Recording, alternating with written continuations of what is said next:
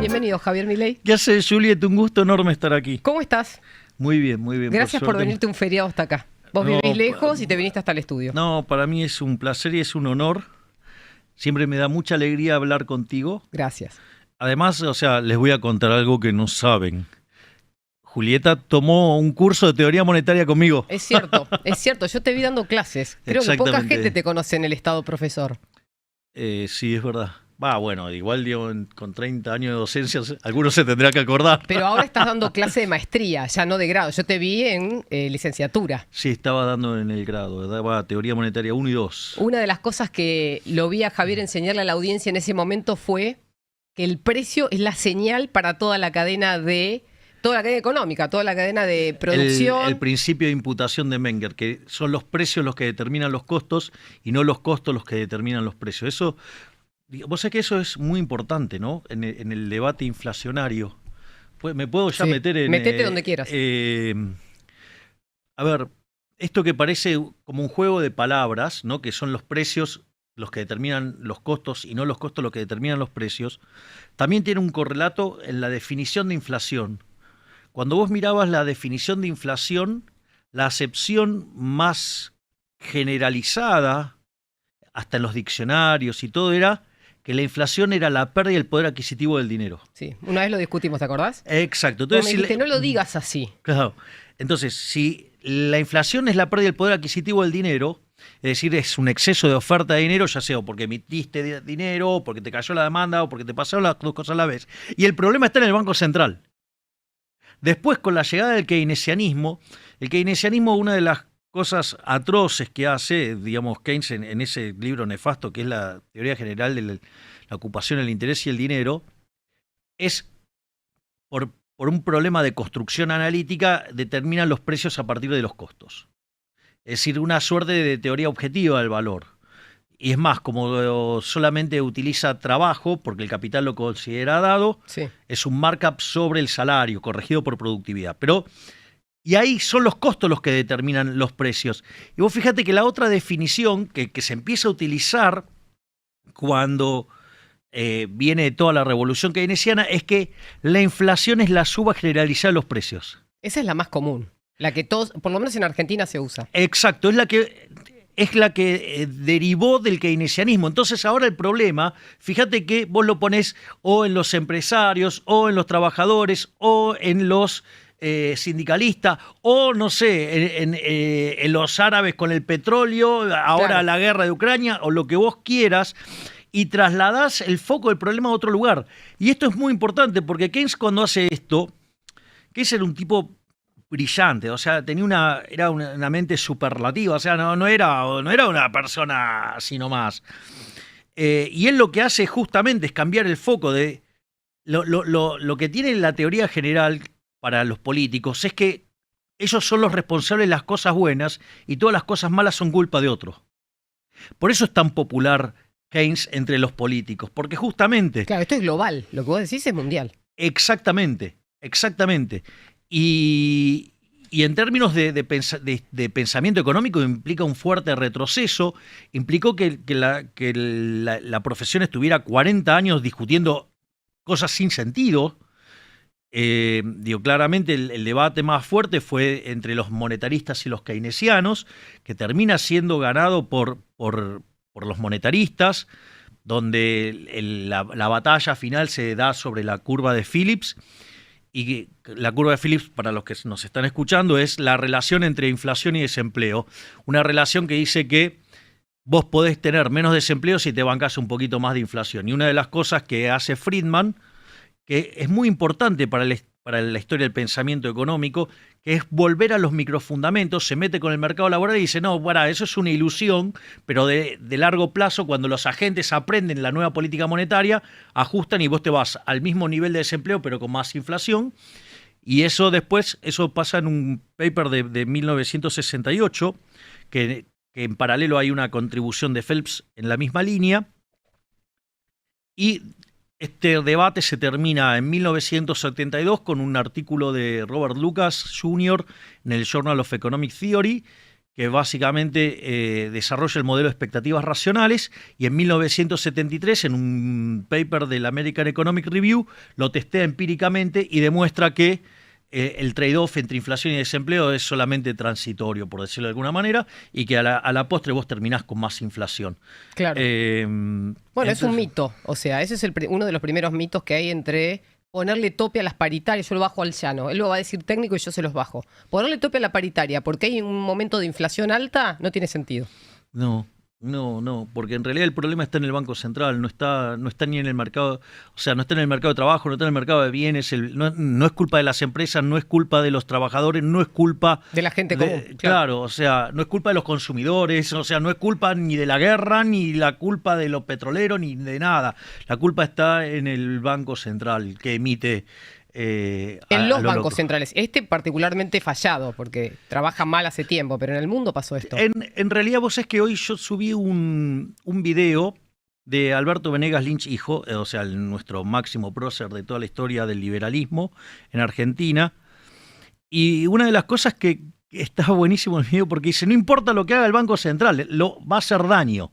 Okay. Porque si expande, hace daño. Si contrae, hace daño. Y si no hace nada, y la gente quería otra cantidad de dinero, entonces si no expandió y la gente quiere más dinero, vas a una deflación. Si vos dejás la cantidad de dinero constante y cae la demanda de dinero, tenés un salto en el nivel de precio. O sea, que transitoriamente lo podés ver como inflación, sí, que en realidad es un reacomodamiento de precios relativos, pero como es en términos de dinero, impacta sobre el nivel de precio. Y si no hace nada, también va a hacer daño, porque no sabe cuál es la cantidad de dinero que quiere la gente. Entonces, y aún en el caso extremo, que tuvieran la bola de cristal y pudieran los banqueros centrales poder saber lo que va a querer la gente. Y la pregunta es, ¿para qué lo quiero? Si que elija la gente. ¿Para qué quiero tener un banco central? Si lo que necesita saber es lo que quiere la gente ya lo sabe, no necesita el banco central. Entonces... Ahora, yo entiendo esa postura, lo hemos hablado muchas veces, pero los bancos centrales del mundo utilizan la econometría para prácticamente todo. No sé cómo trabaja puntualmente en este momento el Banco Central argentino, pero nosotros sabemos que la Fed proyecta absolutamente todo, tiene números para todo, y ahora entiendo... Tiene varios modelos la Fed. Exacto. O sea, la Fed tiene... ¿Vos vas en contra de esos modelos? Porque vos sos una persona que sí, pero le da valor a eso. A ver, yo no le pediría a la matemática y a las estadísticas que me dé cosas que no me pueden dar. Por ejemplo. Y porque vos, o sea, no sé, tenés un modelo econométrico y empezás a hacer proyecciones y, bueno, eso está sujeto a lo que se llama la crítica de Lucas. O sea, ¿qué es la crítica de Lucas? O sea, te diría, te destruye la econometría. O sea, mira, hay un libro maravilloso de divulgación que a mí me encanta, que se llama El economista en pijamas. En inglés es The Armchair Economist, o sea, la silla, ¿viste? Sí, el sillón que el coach, el sofá. El armchair, sí. Sí. Pero está bien, digo, qué sé yo, o sea, las traducciones son traducciones. Pero ¿qué es lo interesante? Hay un artículo sobre cómo se equivocan los economistas, ¿no? Entonces, por ejemplo, esas cosas. Claro. Entonces, por ejemplo, te dice, bueno, mira, suponete que estás viendo un partido de fútbol americano, ¿no? Entonces, que es un deporte de avance territorial donde vos tirás la pelota y entonces vas avanzando yardas. Y en cada intento tenés que hacer 10 yardas. O sea, cada intento, o sea, son cuatro posibilidades para hacerlo. Lo que vos ves es que le intentan una, le intentan dos, le intentan tres. Cuando llegan a la cuarta, patean la pelota. Digo, ¿por qué? Para avanzar. Porque ya te van a atacar, entonces se la tira lo más lejos posible para que arranquen de más lejos. Porque es un deporte de avance. Para ganar yardas al contrario, al contrincante. Claro, porque es un deporte de avance territorial. Entonces no es lo mismo que te avancen en la yarda 50 que en la yarda 10 contraria. Bien. Entonces, por eso, al final, cuando vos no podés avanzar, en la cuarta no te arriesgás y tirás una patada y saca el balón lo más lejos posible para que te ataquen desde más lejos. En ese contexto, ¿qué pasa? Dentro de la lógica del partido, lo más horrible, lo más pesado, lo más... ¿qué es? Y la cuarta patada. Porque es el momento en el que no juegan y la tiran lejos. Esto es interesante porque entonces, ¿qué dice Lucas? ¿Qué diría, entonces un tipo que está mirando econometría? Uy, mirá qué feo, digamos, la cuarta patada. Eliminemos la cuarta patada. Ahora, ¿qué va a pasar cuando vos eliminás la patada? La cuarta jugada, porque siempre están pateando. Y en lugar de patear, ahora van a patear en la tercera. O sea, la calidad del deporte empeoró. Claro. Entonces, en ese sentido, lo que vos tenés es que los modelos econométricos tienen ese tipo de problemas. Por eso hay toda una línea de modelos que son los modelos donde básicamente se simula a partir del ejercicio de programación dinámica estocástica. Entonces, vos te metés un shock y mirás cómo reacciona y después tenés, entre los modelos econométricos, tenés los de corto, los de largo. O sea, tenés una familia de modelos. Pero además eso, por ejemplo, implica saber cuál es la tasa de interés natural, que es la que deja la economía en pleno empleo. O sea, tenés un montón de... Fíjate esto. La tasa natural de desempleo en los modelos econométricos está fija. Sí. Pero en la vida real no está fija la tasa natural de desempleo. Porque suponete por algún motivo, no sé, yo tengo una situación donde ahora meto más regulaciones. Y la tasa de desempleo, la tasa natural de desempleo es más alta, la tasa natural de desempleo. Claro, mira lo que está pasando en Estados Unidos. Tenés por sectores, viste que se habla en los papers, en los últimos, que dice, bueno, la situación laboral de Estados Unidos está en una tasa de pleno empleo. Sin embargo, mirás a las tecnológicas que están echando de a 10.000 empleados por día, ¿no? Dicen, bueno, estos me sobraron de la pandemia, los contraté antes, ahora mi negocio llegó a un nuevo equilibrio. Me sobran, los saca. Bueno, la situación de desempleo en Estados Unidos sobre un sector de la economía es uno y sobre el promedio es otro. Claro, bueno, pero no solo eso. Vos fíjate esto. Suponete, yo tengo oferta, o sea, a ver, el nivel de pleno empleo, supongamos que no hay ningún tipo de regulación. Sí. Entonces, el nivel de pleno empleo implica una cantidad de empleo que es donde se intersectan oferta y demanda. Sí. Sí, entonces en ese lugar, digamos, se da una cantidad de empleo. ¿No? Sí. Y ese sería el de pleno empleo. Se supone que ese número es un dato.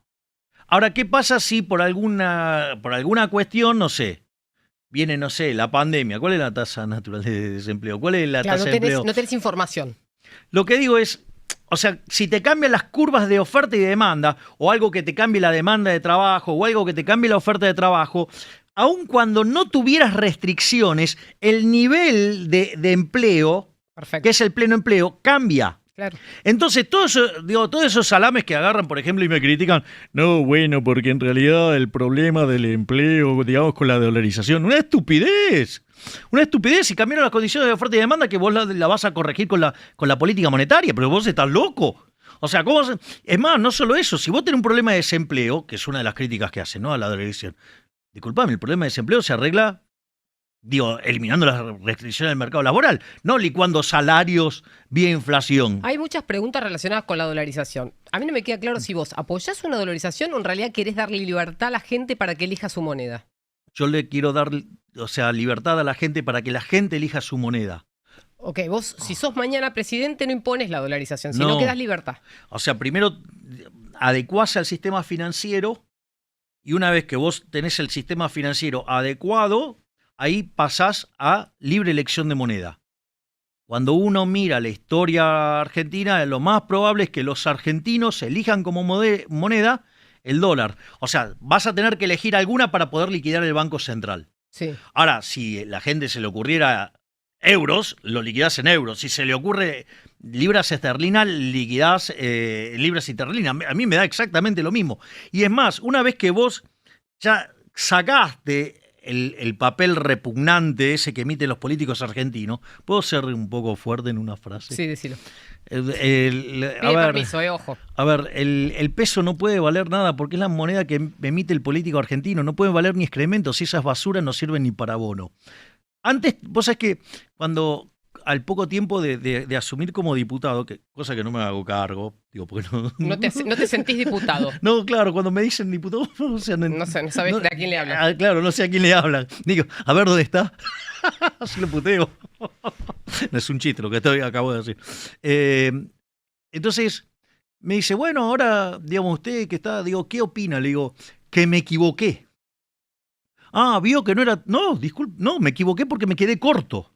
Todas las cosas horrendas que yo dije cuando estaba afuera, me equivoqué, ¿Ahora me estás quedé viendo cosas corta. peores de lo que vos creías? Sí, muchísimo peores. Son infinitamente peores de lo que yo me imaginaba. ¿Peores por corrupción? ¿Peores por impericia? ¿Peores por ignorancia? ¿Por qué son peores? Porque son mucho más brutos de lo que me imaginaba, son muchísimo más corruptos de lo que me imaginaba, son mucho más sucios de lo que me imaginaba, son mucho más falsos de lo que me imaginaba.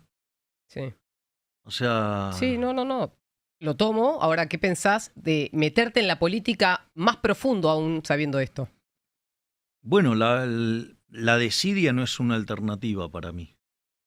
O sea, no te podés ya, habiendo visto lo que viste, no te podés ir a tu casa. No, y haciendo lo que hice no me puedo ir a mi casa, porque yo durante mucho tiempo estuve muy comprometido con la batalla cultural. Y vos estás despertando gente, ¿y qué haces? Claro. Vayan y peleen. O sea, ¿qué autoridad moral tenés? No, vas y te metés con los riesgos que ello implica. Mirá, cuando me metí en política hay un par de cosas muy, muy interesantes que me pasaron. Una es una que me dijo Expert.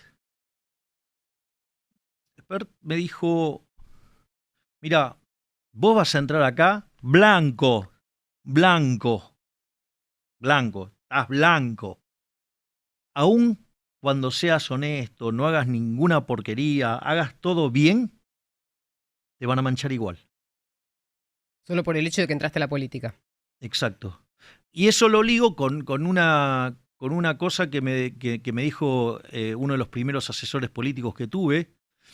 Me dice, bueno, decime que si tenés esqueletos en el ropero, ¿no? O sea, si tenés algún muerto, digo, o sea... Eso fue antes que ganaras No, cuando estaba arrancando. Cuando recién empezaste. Sí, y le dije, no, yo no tengo ningún muerto en el placar. Me dice, no importa, yo te voy a investigar igual. Entonces me estuvo él y su equipo investigando durante 2 meses. Después de 2 meses, en un momento hacemos una charla y me dice, mira, con esto te tengo una buena y una mala noticia. Como yo soy un perfeccionista, le dije, dame primero la buena, así después laburamos la mala.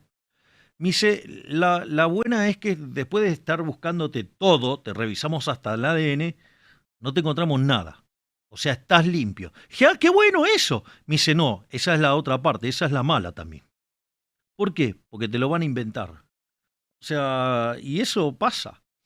O sea que vos tenés ahora situaciones en las que te han inventado cosas que no son reales, para ensuciarte políticamente. Exactamente, sí, pero ¿por qué? Eso tiene que ver con esta teoría que desarrolló Durán Barba, que yo le digo Jaime Carmela Durán Barba. ¿Por qué? Y porque un tipo que se tiñe no te puede estar diciendo la verdad. Jaime Carmela. No había entendido claro. La relación. O sea, digo, el tipo ya te está engañando desde el vamos, ¿no? Sí. Y sí. Bueno, está bien. Bueno, digo, te está engañando, digo, o sea, en principio se está pintando el pelo para mostrar una cosa que no es. Bueno, Javier, pero ¿y qué hacemos las mujeres? Es distinto. No. Digo, nosotros nos teñimos todos los días o todos los meses. No decimos cosas que no son. Yo entiendo lo que decís. Está simulando ser o dar una imagen que no tiene. Claro. Bueno, digo, pero ¿sabés lo que pasa? Yo digo, es interesantísimo el punto que vos haces. Ahora, ¿vos qué podés construir desde eso? ¿Desde qué lugar? Y porque, digamos, o sea, vos podés agarrar y venderle toda una ficción y después, cuando llega el momento del cuerpo a cuerpo, digamos, se terminó la mentira. Vos decís cuando alguien se retoca físicamente, la cara, el pelo. Claro, o sea, entonces digo, o sea, a mí, digo, o sea, por eso viste que siempre dicen, ¿cuál es la prueba hacia ahí a la mañana? Claro, obvio. ¿Me comprendés? Sí, entiendo. Bueno, está bien, digamos, o sea, pero él... Después, digo, vos podés convenir, digamos, a algunas cuestiones de criterios estéticos y todo, pero otra cosa es un tipo, digo, que, digamos, él, digamos, ¿qué criterio estético tiene, digamos, si es un vendedor de encuestas? ¿Me entendés? Entonces, ¿qué es lo que pasa? Y ahí lo que sucede es que él desarrolló esta hipótesis del caballo blanco, que tiene que aparecer, digamos, cuando aparece alguien nuevo, tiene que aparecer muy cerca de las elecciones, porque si no, en el medio lo van a manchar. Claro. Entonces, o sea, bueno, ya sabemos para quién trabaja este señor y ese espacio, digamos, Juntos por el Cambio, trabaja sistemáticamente en ensuciarme y mancharme. Es decir, son mucho más sucios, mucho más tramposos, mucho más violentos en eso, digamos, la gente de Juntos por el Cambio. Que el resto de los espacios. Claro, porque Juntos por el Cambio se hacen los buenitos y por atrás te clavan el puñal. En cambio, los kirchneristas te pueden gustar o no, Sí. digamos, pero vienen y te dicen las cosas de frente. Mira, acá tenemos un oyente, /usuario, /televidente, que se llama Adam Smith. Y dice, ¿las ideas de Javier fueron aplicadas en Estados Unidos en los 80? Reagan, es pregunta. Muchas cosas funcionaron, muchas otras no. Hoy pagamos el precio. ¿Reconoce Javier en alguna de las falencias de las ideas de Friedman? Pregunta. A ver, ¿vos estás de acuerdo Primero, con esto? No. No. Las ideas de la libertad tuvieron su auge a fines del siglo XIX, inicio del siglo XX, donde se gestó toda la base del crecimiento actual. Sí. Después, el capitalismo es tan maravilloso que logra sobreponerse a pesar de la existencia del Estado y los políticos. Pero quiero volver a lo otro, a lo que estaba diciendo, que es bastante delicado de cómo ensucian los políticos. Y vos fijate que este hombre, digamos, o sea, dice, no, Milei se equivoca porque se lanzó mucho tiempo antes. Y vos me querés decir cómo hago para tener una estructura propia como la que hemos logrado armar de manera instantánea. Es decir, ni siquiera, digamos, o sea, tiene los pies sobre la tierra, o sea... ¿Pero vos crees que él dice eso de forma real? ¿Lo cree o lo está diciendo para que hables de esto? No, yo para creo que a vos te moleste. No, yo creo que algunas cosas él las cree. Sí. Y son partes de sus teorías. O sea, si yo siguiera lo que él dice, digamos, digamos, si me lanzo 3 días antes, en rigor, ¿cuál es el problema? No tengo partido, no tengo sello, no tengo estructura, digamos, me destruyen en las elecciones. Por eso te digo, es el competidor, es si querés, el creador de la estrategia del competidor. Y te está diciendo lo que tenés que hacer en detrimento de tu... Claro, bueno, eso es lo que quiero. De tu objetivo. No, pero está bueno que la gente sepa que no solo arruinó a Ecuador ese hombre, a donde fue, digamos, o sea, con sus ideas arruinó a todo el mundo. Es más, en Ecuador, digamos, confrontó con Cavallo y terminó arruinando a Ecuador. En Argentina destruyó al gobierno de Macri. Y bueno, ahora, digo, por suerte lo está asesorando a Larreta. Escúchame, ¿cuánto te afectan las críticas? Por más que sean de personas inteligentes.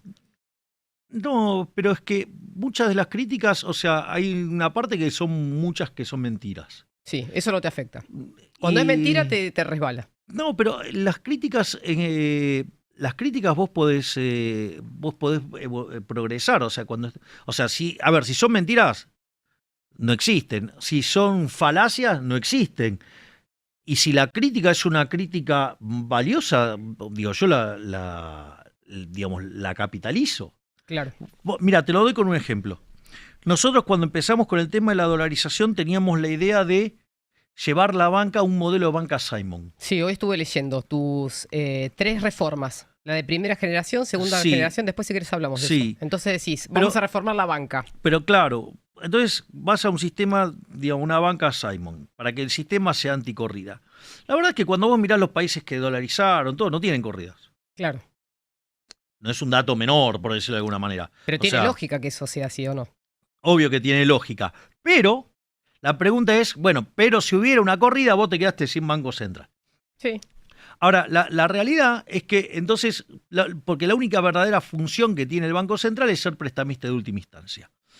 Entonces, nosotros, ¿qué hicimos? Fuimos por la solución de máxima pureza, que es hacer la banca Simon. Digo, y tenemos estudiado todo eso, todo ese desarrollo. Contale rápido a la gente cómo funciona la banca Simon. Vos separás la banca en dos, en lo que se llama el almacén de valor, que es como si fuera una caja fuerte, y eso tiene un encaje del 100%, donde te cobran un fee para guardarte la plata. Y tenés otra parte que es la banca de inversión, donde si a vos te gusta ganar tasa de interés, vas a tener que bancarte el riesgo. Y cobras riesgo, claro. Claro, algo así como que si te gusta el durazno, bancate la pelusa. Sí. Así funciona. Entonces el sistema no tiene corrida, porque si vos no querés, vendés ese activo, lo vendés en el mercado de capitales y se hará crema si todo el mundo quiere salir de ese activo. Pero las pérdidas Pero y no las lo ganancias... traspasás en la economía real. Exacto, digo, queda concentrado en aquellos que estaban posicionados en ese papel y no socializás la pérdida. Es como si desdoblaras la economía en dos. La parte financiera de la economía real y la parte financiera de la economía del mercado de capitales. Esa parte, digo. Bueno, vos el financiamiento lo vas a conseguir en el mercado de capitales. Sí. O sea, la otra es demanda de dinero, digo, es atesoramiento. Sí, O sea, es reserva de valor pura. sí. O sea, y caja, además, por si, no sé, porque si querés tener caja. Pero en ese, digo, estrictamente es atesoramiento. Ahora, fíjate esto. Pero la realidad es que vos mirás Panamá, mirás Ecuador, una vez que se dolarizaron no tuvieron corrida, no tuvieron ningún problema. En Hong Kong no hay corridas. Entonces digo, ¿por qué? Bueno, porque justamente el elemento disparador de la corrida desapareció, que es, digo, el sector público y el Banco Central estafando a la gente. Entonces, pero nosotros queríamos la solución de la banca Simon. La banca Simon, implementarla te puede llevar 2 años y medio, más o menos. Tiene que ver con la duration, o sea, la vida financiera promedio de los activos y pasivos de los bancos. Entonces, en ese contexto, está la propuesta que hacen, ¿cómo es? Emilio Campo con Nicolás Kachanowski. Sí, lo leí. Tiene un libro que se llama Dolarización. Yo también leí el libro. ¿Y qué es lo interesante? Bueno, tiene otra propuesta que te permite dolarizar. La banca con offshoreizarla te alcanza. Entonces no necesitas hacer esta solución de extrema pureza. ¿Y qué es lo interesante? Que la podés hacer, no sé, en medio año lo tenés liquidado el problema, como mucho. ¿Y eso implicaría qué? Explicarle a la gente, una vez que vos haces eso, bueno, ¿qué pasa en la economía real? Porque hay gente que está escuchando por ahí no entiende el tecnicismo económico. Vos básicamente vas a hacer todas tus transacciones utilizando dólares, Bien. billetes de dólares. Hay muchas preguntas respecto de esto. Te abro un paréntesis para responderle a la gente. No, pero lo que quiero mostrar es que la propuesta de Emilio, ¿qué es lo que tiene? ¿Cuál es la ventaja? Que es mucho más rápida en instrumentación. Esto no es menor, porque cuando vos se te abre una ventana para aplicar una reforma, es clave que vos apliques esa reforma y que sea irreversible esa reforma. Okay. Porque vos tuviste una reforma en los 90, ¿y qué pasó? La ley de convertibilidad. Exacto, y después se te volvió para atrás. De hecho, te dijeron, esta vez va a ser diferente, volvemos a tener Banco Central y nos tomaron a todos. Entonces, en ese contexto, ¿qué es lo que sucede? Una reforma como la dolarización se vuelve irreversible.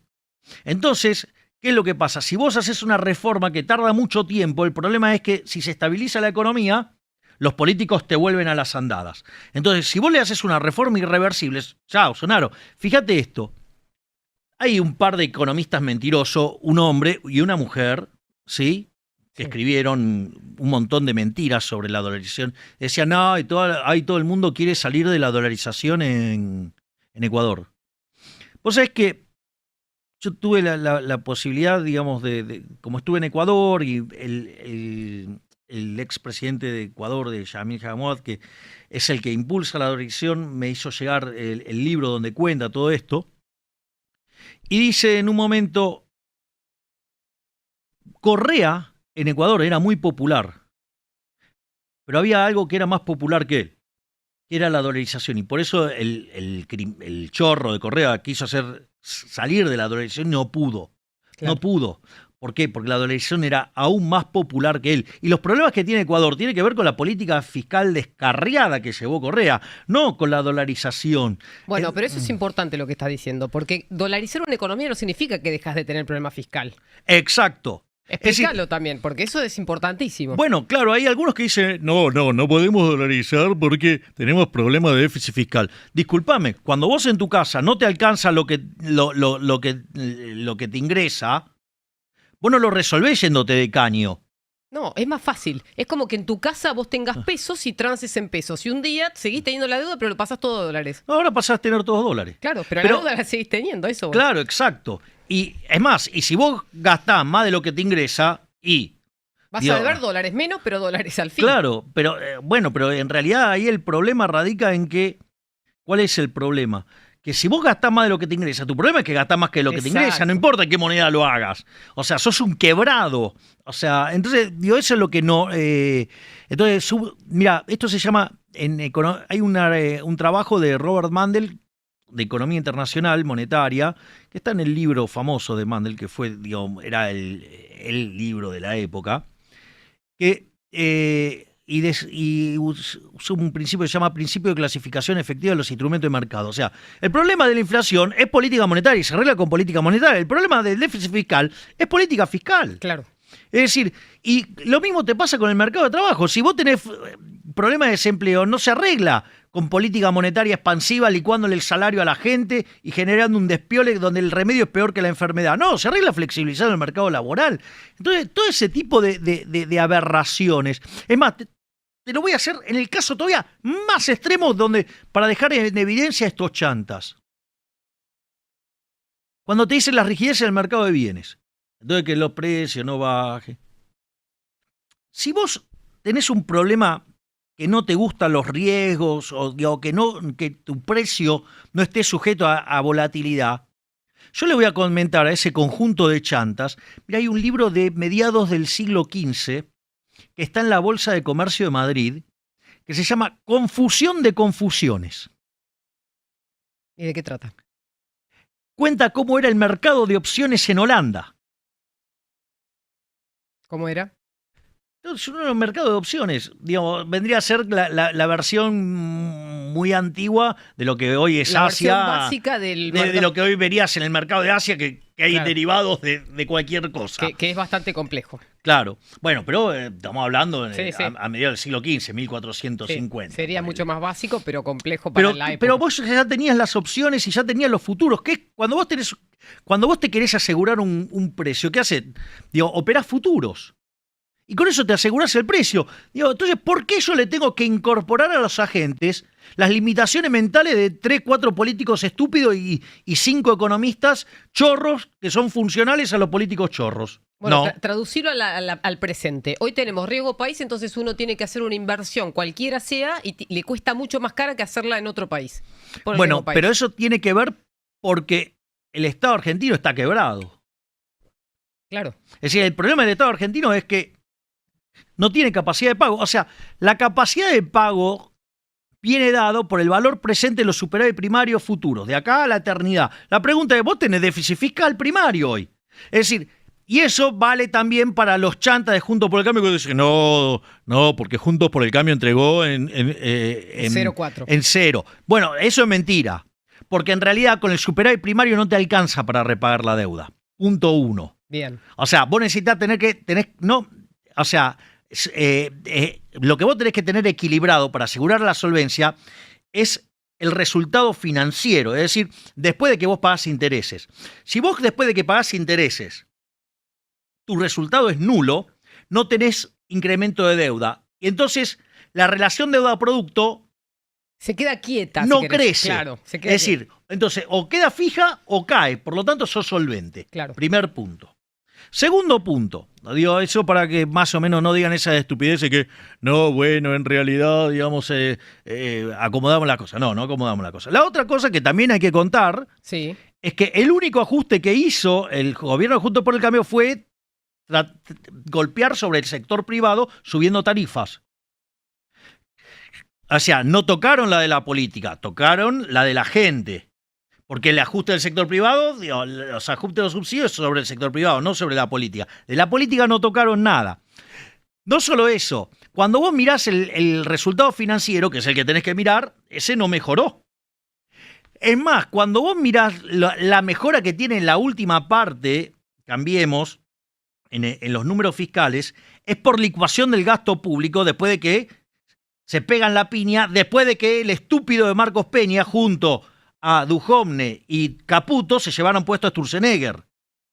Mirá qué interesante, te voy a pasar 2 datos, porque muchos dicen, ay no, vos decís que viene una hiper y la hiper nunca vino. Disculpame, la hiper la deja plantada ¿quién? El kirchnerismo se la deja con el tema del dólar futuro, De acuerdo. se la deja plantada al gobierno de Macri. El problema del dólar futuro, ¿cómo lo arregla Sturzenegger? Porque agarra, platica y dice, neta, tal cosa como el Manny Overhand. O sea, el campeón del gradualismo. Y así rompió a ese gobierno. ¿Qué es lo cuál fue la contracara? Las Levax. Me acuerdo perfecto. Y la explosión de las Levax terminó en una situación donde el Banco Central vendió 22.000 millones de dólares. Entre las propias y lo que puso y los 15.000 millones de dólares que puso el fondo. La pregunta es, si yo sacara todos los pesos de la calle, se termina el problema de una hiperinflación, ¿sí o no? Sí, técnicamente sí. Exacto. O sea, no puede tener hiperinflación en pesos. No. Porque, digo, Sí, básicamente... removés la base monetaria y dejás solo una mínima Bueno, expresión. ¿cuánto es hoy en dólares la base monetaria? No tengo idea. ¿Cuánto es? 13.000 millones de dólares. Una locura. Una locura. Pero me comprendés lo que te digo, ¿no? Que vendiste una base monetaria y media. O sea, querés la hiper, ahí la tenés. Claro. Es decir, no la tuviste porque vendiste 22.000 millones de dólares. Manga de brutos, ¿se entienden ahora? Y ahora, digamos, el problema lo volvés a tener, porque ahora vos fijate lo inmorales que son los políticos, porque vos podrías arreglar, bueno, primero hay econochantas que te hacen la cuenta diciendo, no, en el activo no vale nada, porque después que se dieron cuenta que se equivocaron, dicen, no, el activo no vale nada.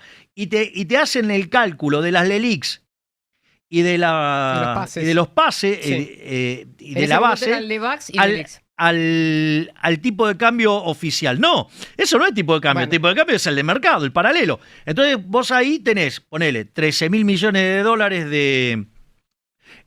de base y tenés, ponele, 26.000 de...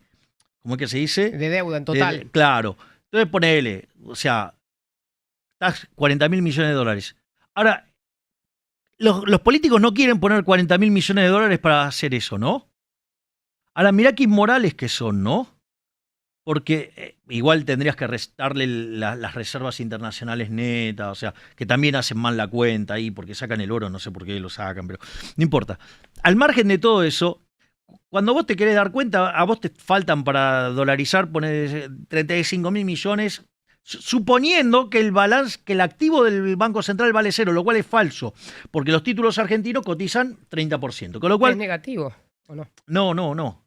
¿Cómo está el balance Al tipo de cambio oficial sí es negativo, al tipo de cambio paralelo no. Bueno. Pero eso se están haciendo las cuentas al tipo de cambio oficial. Bueno, pero eso es una mentira. Bueno. Ahora, pero quiere decir que estos tipos están...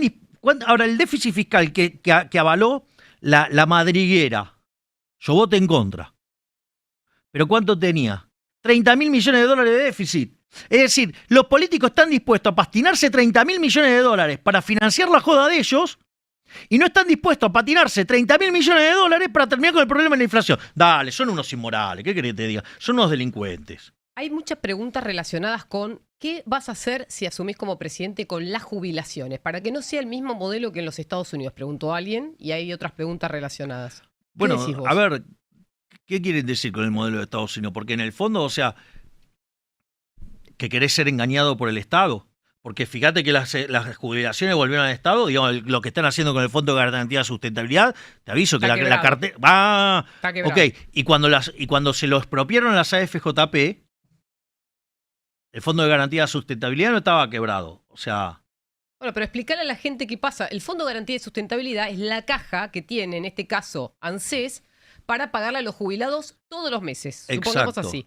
Pero también... Es una posición de títulos que lo que devengan esos títulos sirve para pagar la jubilación. Claro, pero ¿qué está haciendo en este momento ANSES con ese fondo? Lo utiliza para comprar deuda... Para comprar deuda del gobierno. Exactamente. Entonces, por ejemplo, mirá cómo manejan tu plata. Primero, como la manejaba el inútil de Bocio durante el kirchnerismo, ¿no? Que andaba dando vuelta por todos lados diciendo, no, porque yo conseguí un retorno del 16%. La inflación era 30%. ¿No? Es decir, mirá cómo te licuaron, cómo te destrozaron las jubilaciones. Y no solo eso, que te destrozaron las jubilaciones, sino que además, por ejemplo, diciembre el déficit fiscal fue de 1.2 billones. O sea, poco más de lo que en ese momento era el 25% de la base monetaria. Sí. Entonces, qué interesante eso, ¿no? Porque vos fijate, ahora sería el 20, pero vos fíjate, porque esto es muy interesante. ¿Con qué lo financiaron? ¿Con emisión? Lo financiaron con el Fondo de Garantía de Sustentabilidad y reventando las cuentas del Banco Nación. ¡Ey!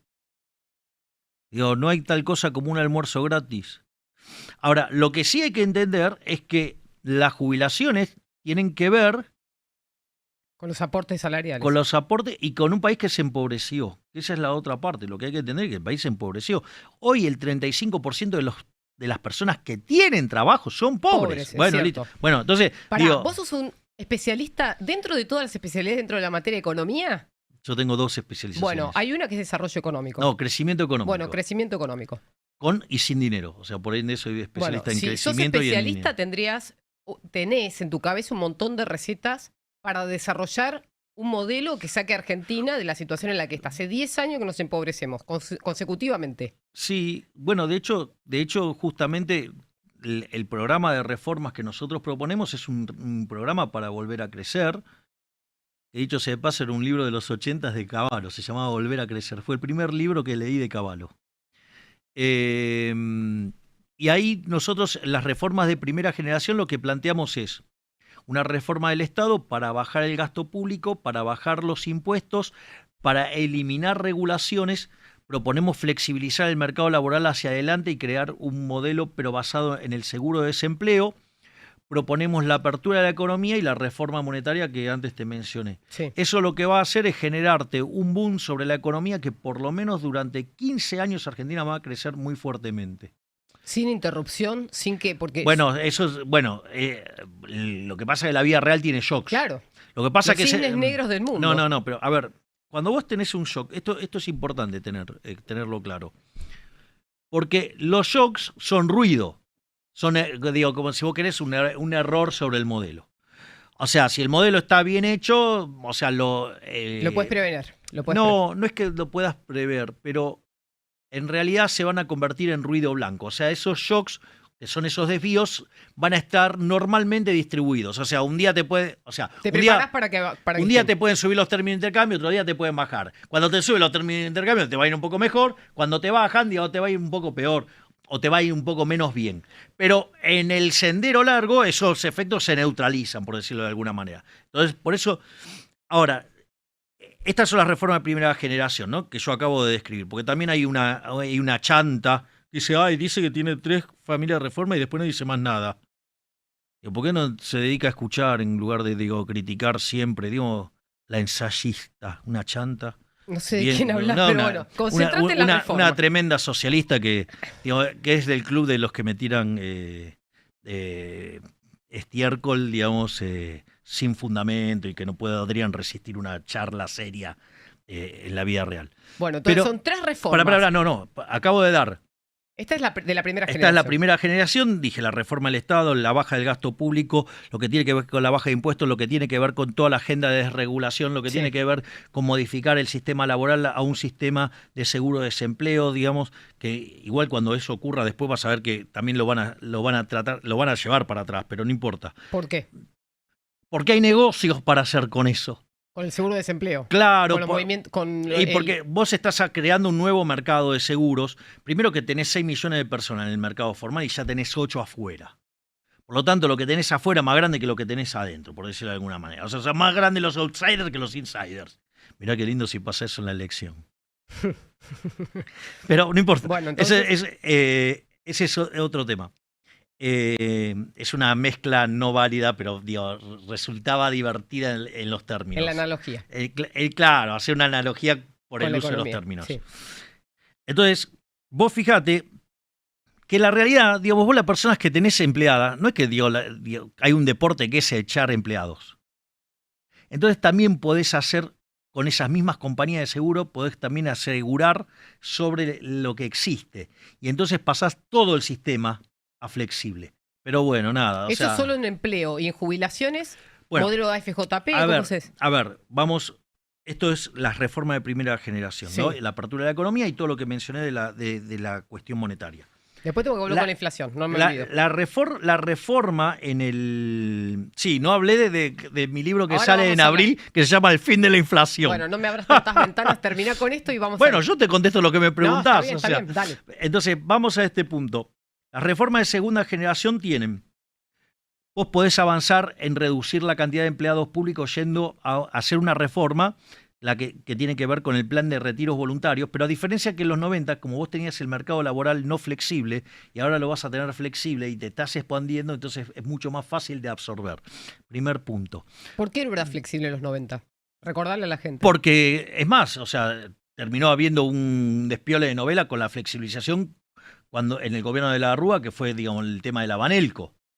Digamos, donde, mirá qué interesante, el que denunció a todos los chorros es el que terminó preso y todos los chorros libres. Cosas que pasan en la Argentina.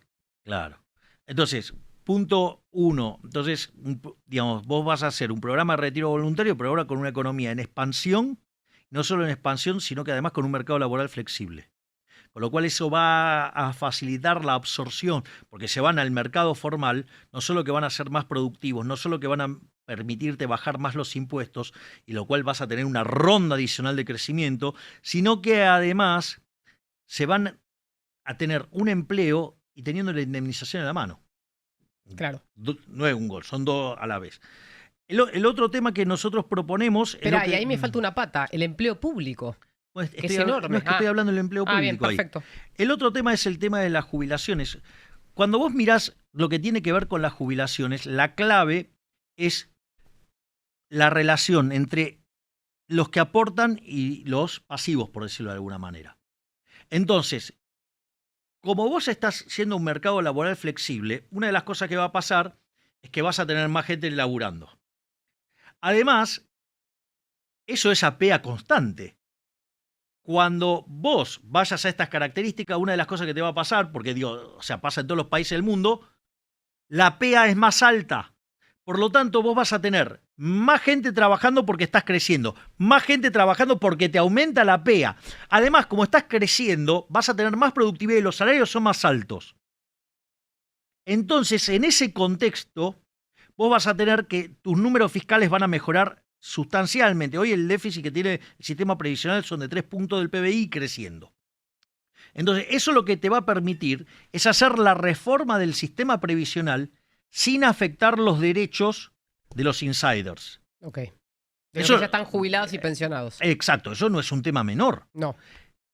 Y una vez que vos estás ahí, dale la opción a la gente que quiere elegir. Porque yo les recuerdo, cuando fue que Vudú, o sea, que Néstor Kirchner se quiso apropiar de las AFJP, fue a una... lo sometieron a elección y más del 98% decidió quedarse en el sistema de capitalización. Sí, claro. Y como no le gustó ese resultado, al otro año fue Vudú y nos robó las jubilaciones. Y se las dio a Néstor Kirchner y así estamos. Las jubilaciones ahora están, el sistema jubilatorio está peor que antes. ¿Por qué? Porque tiene un montón de títulos basuras que son del gobierno. Es decir, la pregunta es, vos, tu plata con la cual te vas a jubilar, porque en el fondo es un problema de capitalización, o sea, yo Exacto. ahorro para el futuro, ¿sí? Entonces, ¿en qué invierto eso?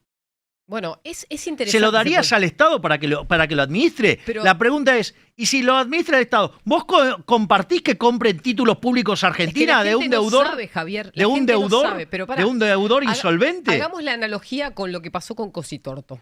¿Vos te acordás el caso?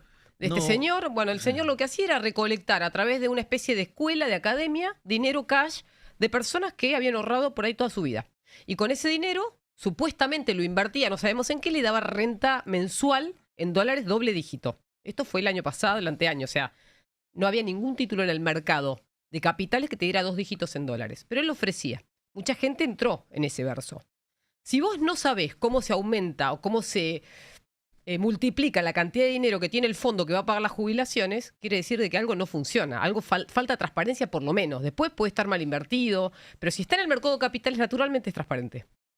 Esto me hago cargo yo de lo que digo. Es naturalmente transparente, porque las transacciones tienen que ser blancas y están registradas en un sistema global. Está bien, por eso, mirarle el Fondo de Garantía de Sustentabilidad, mirarle lo que tienen de títulos públicos y cuántos títulos tienen, y los títulos públicos los tienen a valor técnico. Bueno. No podés tener un título de 100 de $100 a $100 cuando el mercado cotiza 30. Exacto. O sea, a aplicar ese haircut.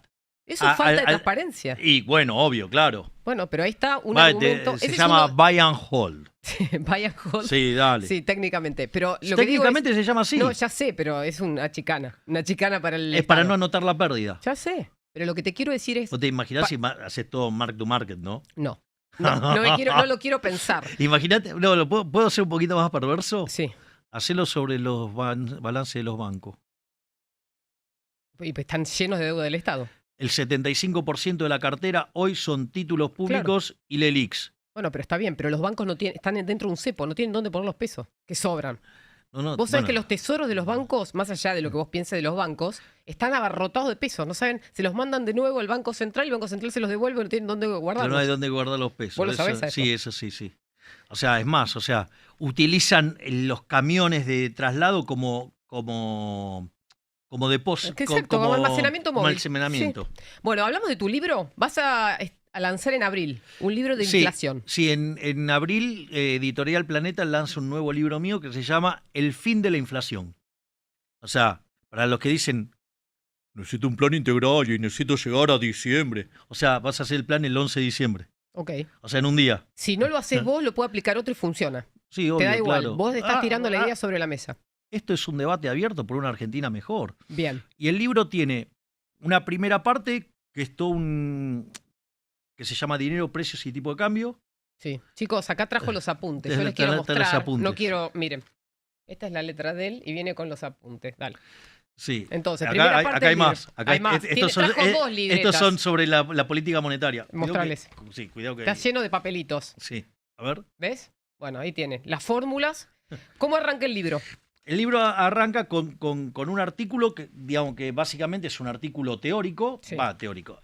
Pero en formato de divulgación. Economía de manual. Claro, sí. Que se llama Dinero, Precios y Tipo de Cambio. Bien. Y ahí explicás cada cosa. Explico el problema, digamos, de la inflación, explico por qué está todo mal esos que hablan de la teoría no monetaria de la inflación, dejo en evidencia la chantada que es eso de la puja distributiva. Bien, está bien eso. Dejo en claro todo eso. Te hago un paréntesis. ¿Vos alguna vez leíste algún paper en el que demuestren algo de eso de la puja distributiva? ¿De la nueva economía monetaria moderna? No, bueno, la teoría monetaria moderna ya está, ya se terminó. Bueno, pero por eso. O sea, quedó en claro que es una chantada Pero acá se sigue usando ese argumento.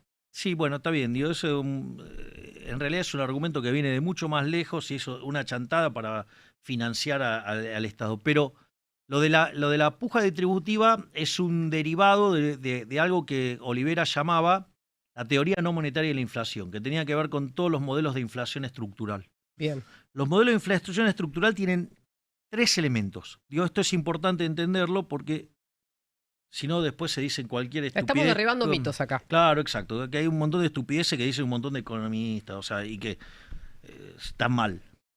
O sea, los modelos de inflación estructural tienen 3 elementos. Tienen primero lo que se llama el teorema de los precios relativos. Que básicamente, si la demanda de un sector crece más que la otra, digo, ese precio tendería a ser más alto, dada la oferta. Sí, cambia la relación entre esos precios, claro, de un sector con el otro. El precio A debería ser más alto que el precio de B. Sí. El segundo elemento es que hay inflexibilidad de los precios a la baja, entonces el precio de A sube, pero el de B no sube. Entonces, ¿qué pasa? Te queda el nivel de precio muy alto y entonces, si vos te queda el nivel de precio muy alto, o cae la actividad o modificás la cantidad de dinero o se ajusta la demanda de dinero. Bueno, tendrías que ver, digo, qué tipo de ajuste toma la economía. Y el tercer elemento, que es la parte que no lo ven estos econochantas de la puja distributiva y todas esas pavadas que dice, la inflación internacional y todo eso, es que es un elemento, el tercer elemento es lo que se llama un modelo de dinero pasivo. Sí. Es decir, la cantidad de dinero se ajusta a un determinado patrón. Y ahí hay varios patrones. Hay uno que se llama patrón mercancía, es decir, que la cantidad de dinero se mueve con el nivel, con los precios, con el nivel de precios. Hay otro que se llama patrón trabajo, que se mueve con el salario. Hay otro que se llama patrón externo, que es cuando vos fijás el tipo de cambio. Y hay otro que se llama patrón crédito, que es el inflation targeting, que el Banco Central determina la tasa de interés. Pero entonces vamos a ver cómo funciona esto. Supongamos que vos tenés la teoría cuantitativa, ¿no? Sí. O sea, para mirar el mercado monetario. Entonces, la cantidad de dinero multiplicado por la cantidad de veces que gira ese dinero en la economía, o sea, la velocidad, eso te va a dar el PBI nominal. O sea, los precios por la cantidad. Sí. O sea, el producto. Entonces, supongamos que por algún motivo, no sé, cambia el precio relativo de A respecto del de B, no me importa, digamos, si tiene que ver con la cosa que fuera, por el momento, y como el precio de A sube y el precio de B no cae, entonces el nivel de precios pasa a ser más alto. Entonces, si yo multiplico, ¿qué pasa? Ahora, M por B es más chico que P por I. Sí. Entonces, ¿qué es lo que dicen? Si vos, la velocidad está dada y no modificás la cantidad de dinero, esa suba de precio tiene que tener como contraparte una caída del PBI. Sí. Te están diciendo. Sí. Entonces te dice, subí la cantidad de dinero para que no tener una recesión. Ese es básicamente el argumento. Entonces, suben la cantidad de dinero. Entonces, vos fíjate que la suba de precio es acompañada por una suba de la cantidad de dinero, ¿para qué? Para que el PBI nominal quede estable. Es decir, pero fíjate que en realidad, si vos no hubieras convalidado monetariamente, la inflación nunca hubiera aparecido. Exacto. Pero ¿qué pasa? Como por ley de Walras, ¿qué te dice la ley de Walras? Si N menos un mercado está en equilibrio, el restante también lo está. Como ese es el mercado que no se ve en los modelos de inflación estructural, algunos imbéciles creen que eso es no monetario. No, en realidad es todo monetario porque existe una convalidación directa. O sea, el modelo de la puja distributiva, que es otra estupidez, ¿qué es lo que dice? Vos podés hacerlo con el patrón trabajo. Entonces, cuando suben los salarios, si vos creés que la estructura de mercado es concentrada, entonces el nivel de precios sube. Entonces, frente a esa situación, si no convalidas monetariamente, te comes una recesión. Entonces, después aparece la convalidación monetaria que acompaña eso. Claro, entonces cuando te aparece la puja distributiva, aparecen los salarios más altos, los empresarios suben los precios, pero si vos no convalidás monetariamente, no pasa. Es más, es la misma estupidez que la guerra. Porque vamos a hacerlo así, yo tengo dos bienes, el A y el B. Suponete que por algún motivo, o sea, se contrae la oferta de A, o sea, con lo cual el precio de A va a tender al alza. Entonces, y suponete el caso este, tengo unos consumidores recontra cabrones que de ninguna manera quieren dejar de consumir A. O sea, no quieren dejar de consumir A. Con lo cual el precio de A se va a las nubes. Pero hay convalidación del consumo. Wait a minute. Sí. Exacto. Dale. Pero vos fíjate esto.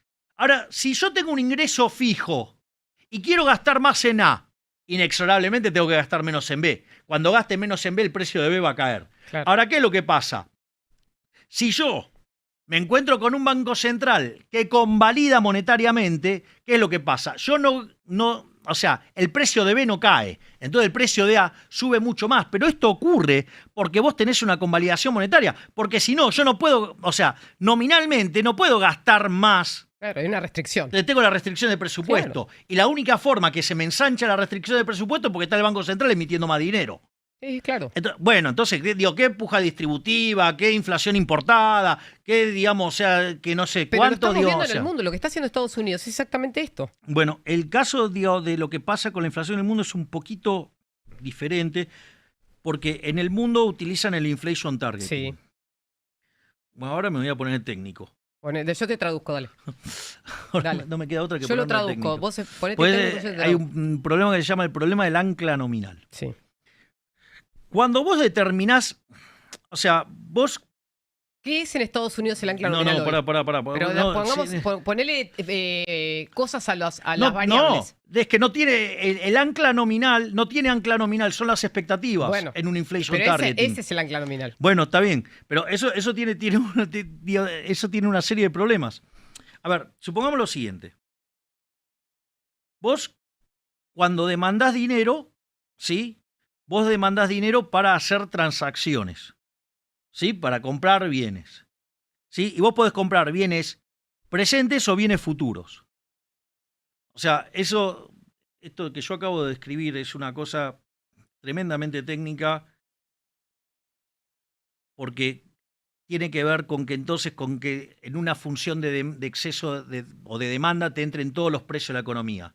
Entonces, con todos los precios presentes, incluido el salario, vos derivás que el ingreso.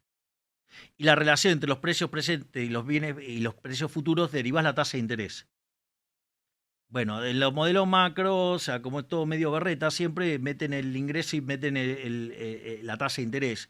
pero en realidad con todos los precios alcanzaría. Pero si la economía está dada así, de poner que está dada, entonces la demanda de dinero está dada, ¿no? Sí. Si tengo dado el ingreso y si tengo dado la tasa Claro, la de interés... propia economía te marca cuál es tu nivel de... y de ahí que te derivas la demanda de dinero. Exacto. La demanda real de dinero, o sea, digamos, no la nominal.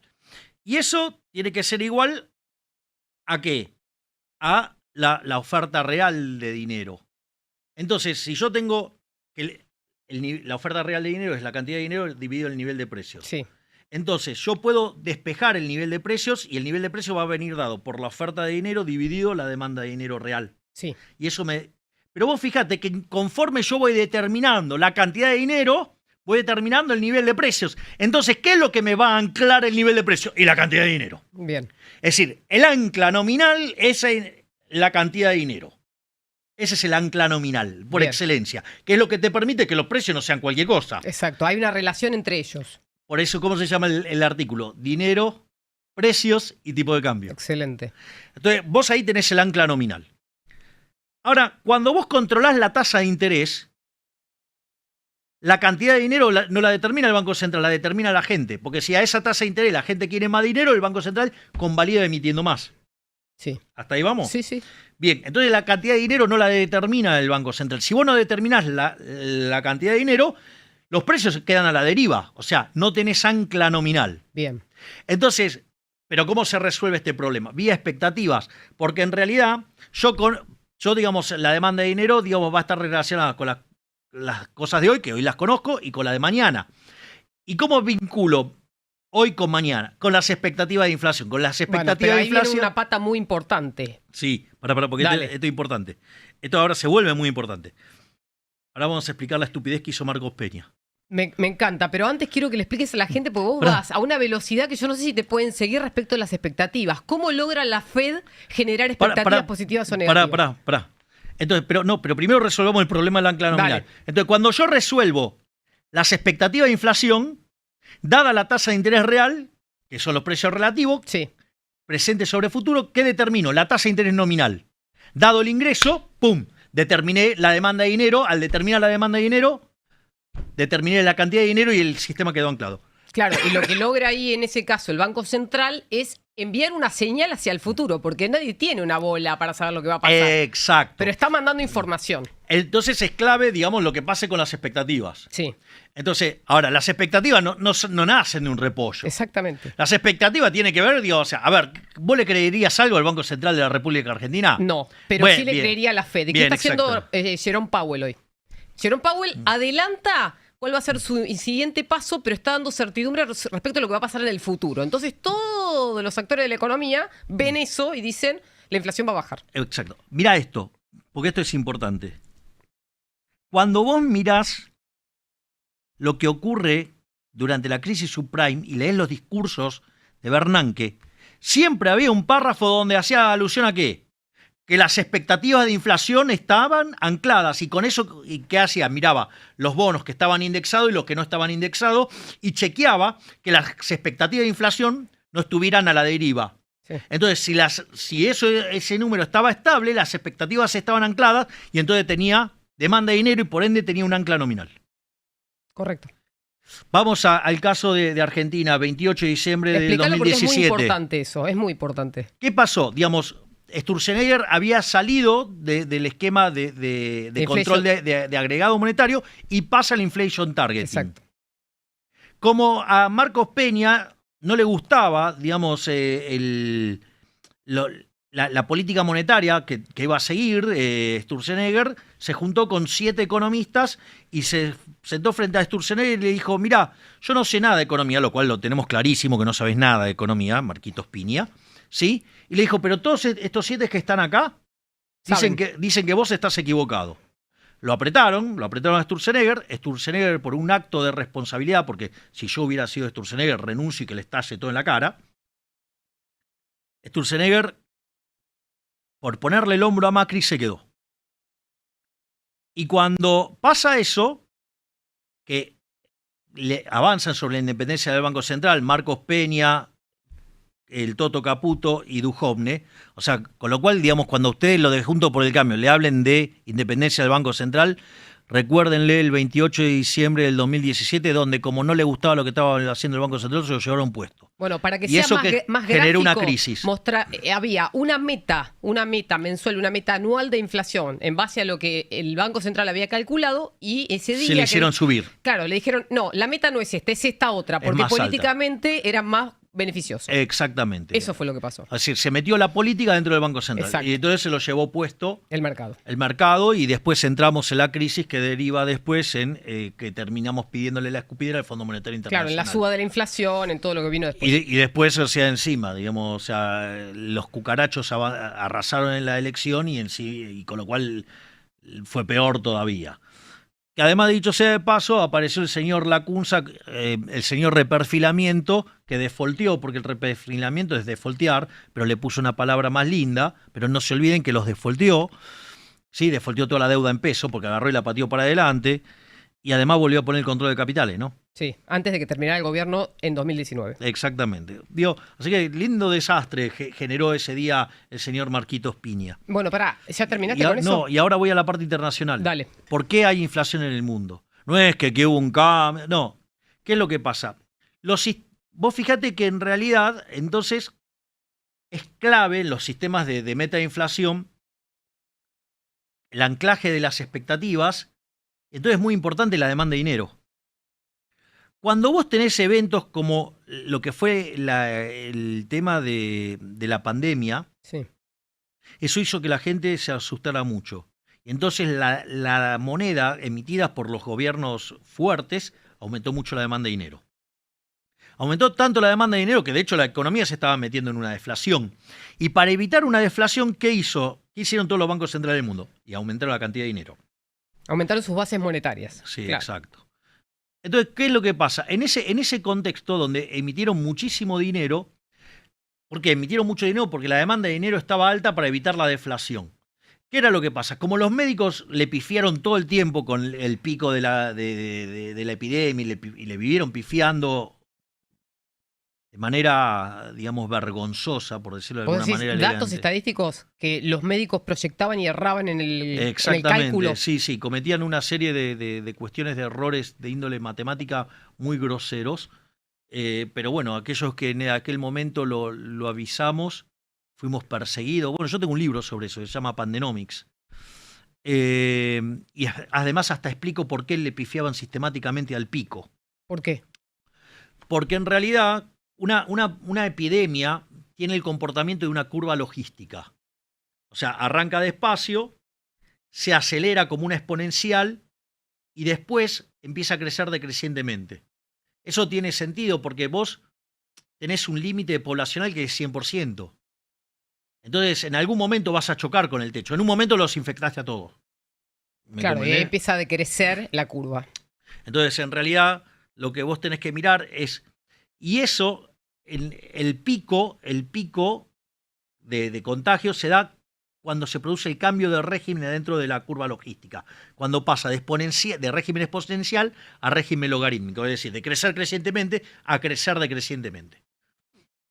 Entonces, en realidad, vos tenías que estar mirando todo el tiempo, tendrías que estar todo el tiempo calibrando esa curva. Pero como no saben de matemática, no calibraban eso. Aquellos que pedíamos esto nos trataban de locos, o sea, pedían la censura de aquellos que señalábamos estos errores. Es decir, la infectocracia estaba, pero súper violenta. Bueno, y no le ha sido gratis esto a Argentina, ¿no? Digo, porque los errores de la infectocracia, Argentina, si hubiera tenido la cantidad de muertos en línea con el promedio mundial, o sea, siendo un país mediocre, debería haber tenido 30.000 muertos y tuvo 130.000. O sea, esos 100.000 son culpa del gobierno.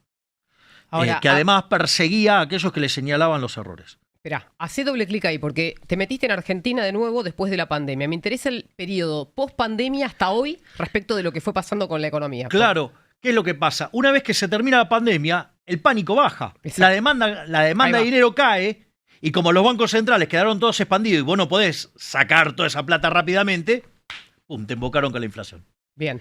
Por eso pasó ves, en el mundo. Lo que pasa es que acá somos más lentos para movernos. Bueno, acá tenés 250.000 problemas más. Está bien. Pero vos fijate que el gobierno de Alberto se jactaba. A ver, Álvarez el Gil decía en un artículo de Pravda 12 que emitir hacía bajar la inflación. Y está el artículo, Sí, sí, me acuerdo. Está el artículo. Y en realidad, lo que En realidad, la pregunta del título del artículo es algo así como, ¿vieron que emitir no genera inflación? No, bueno, pero fue más allá en el artículo, ¿no? Sí. Y él termina diciendo que emitir baja la inflación. O sea, una barrabasada. En realidad, cuando se dan este tipo de situaciones que la gente se asusta y necesita, digamos, o sea, no sabía si iba a poder hacer las transacciones o no, si iba a tener plata o no, te mandás más dinero. ¿Y eso qué generó? Que la tasa de inflación se desacelerara por dos elementos. Uno, por el aumento de la aversión al riesgo, que vos necesitabas tener peso para hacer las transacciones, y la otra es del apretón monetario que había pegado San Leiris. Sí. Después de que se patinaron 7.000 palos Sturzenegger y 15.000, menos, digo, Federico habrá patinado 3.000, 4.000. Caputo se patina 15.000 millones y después el resto, digo, lo hace San Leiris hasta que termina, digo, de poder dejar fija la cantidad de dinero y pasa a un esquema de control de agregado monetario. Y eso, el efecto, como la política monetaria tiene rezagos, los beneficios de ese apretón monetario los recibe, ¿qué, Alberto? En el 2020. Durante el 2019 y el 2020, que es la desaceleración de la inflación. Exacto. Entonces, este zapallo decía que emitir no causaba inflación y lo que estabas viendo era los efectos del apretón monetario de San Leiris y el aumento de la demanda de dinero. Esa conjunción hizo que la inflación se desacelerara al 36%. Claro. Pero, en 7, 8 meses. Pero después empezaron a emitir nuevamente porque necesitaban dinero. No, seguían emitiendo. Emitieron 16 puntos del PBI en 3 años. Desde que asumió Alberto hasta hoy. Una base en torno a 5 puntos del PBI. ¿Y hoy cuánto está la inflación según tus cálculos? Porque vos proyectás también... No, yo no proyecto. Bueno, pero tomás estimaciones de otros... No, yo lo que digo es, mirá, los números monetarios no cierran. Si yo miro a ver, primero porque si la inflación es siempre y en todo lugar un fenómeno monetario que se genera por un exceso de oferta de dinero, ya sea o porque aumenté la oferta o porque cayó la demanda o porque pasaron las dos cosas a la vez, yo tengo un impacto en precio. Ahora, ese impacto en precio no es instantáneo, tarda 2 años, ponele. Sí.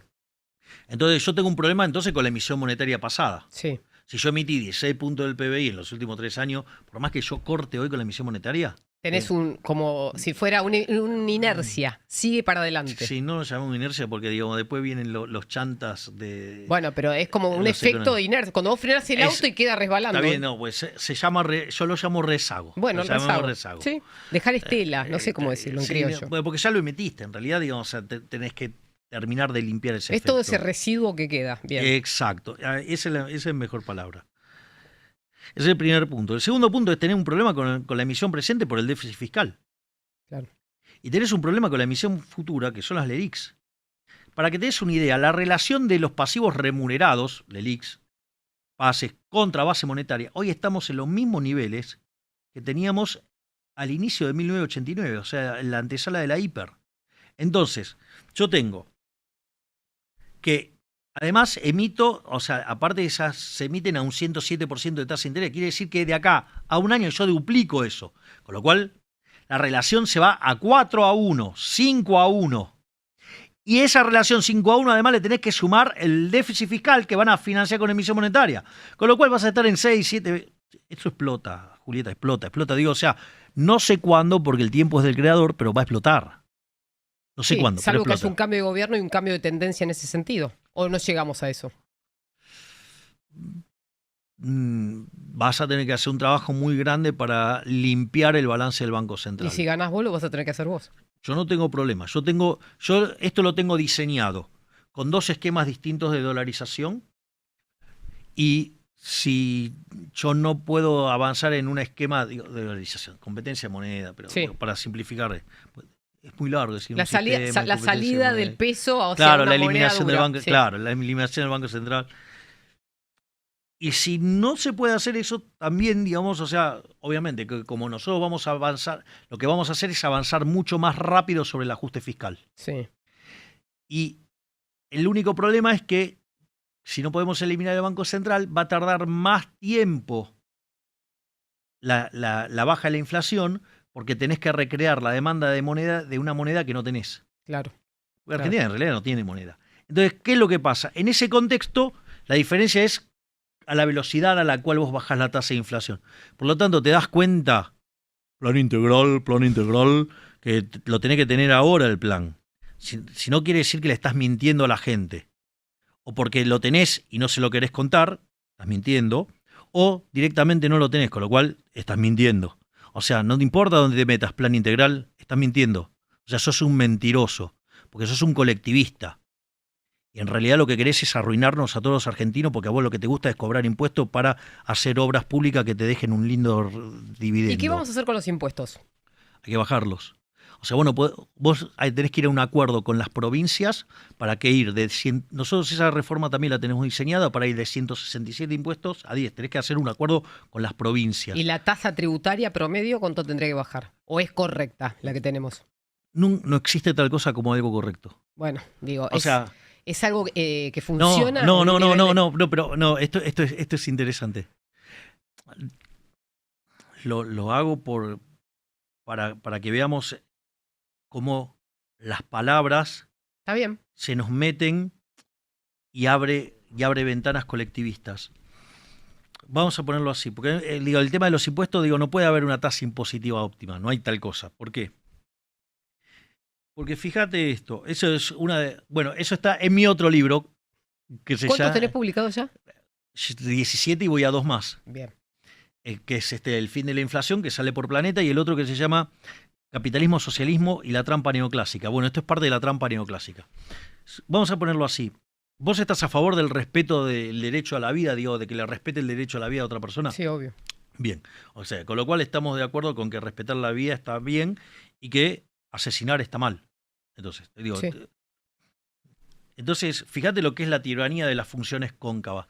El nivel óptimo, ¿qué es? Entonces existe algo entre esas dos cosas en el medio que es óptimo. O sea, ¿me vas a decir que hay un nivel de tortura óptimo? No. Bueno, entonces no puede haber impuestos óptimos. Bien, entonces. Bien, porque si robar está mal y respetar la propiedad está bien, no puede haber Algo en el medio. un nivel de robo que esté bien. No hay un nivel de robo que esté bien. No lo hay.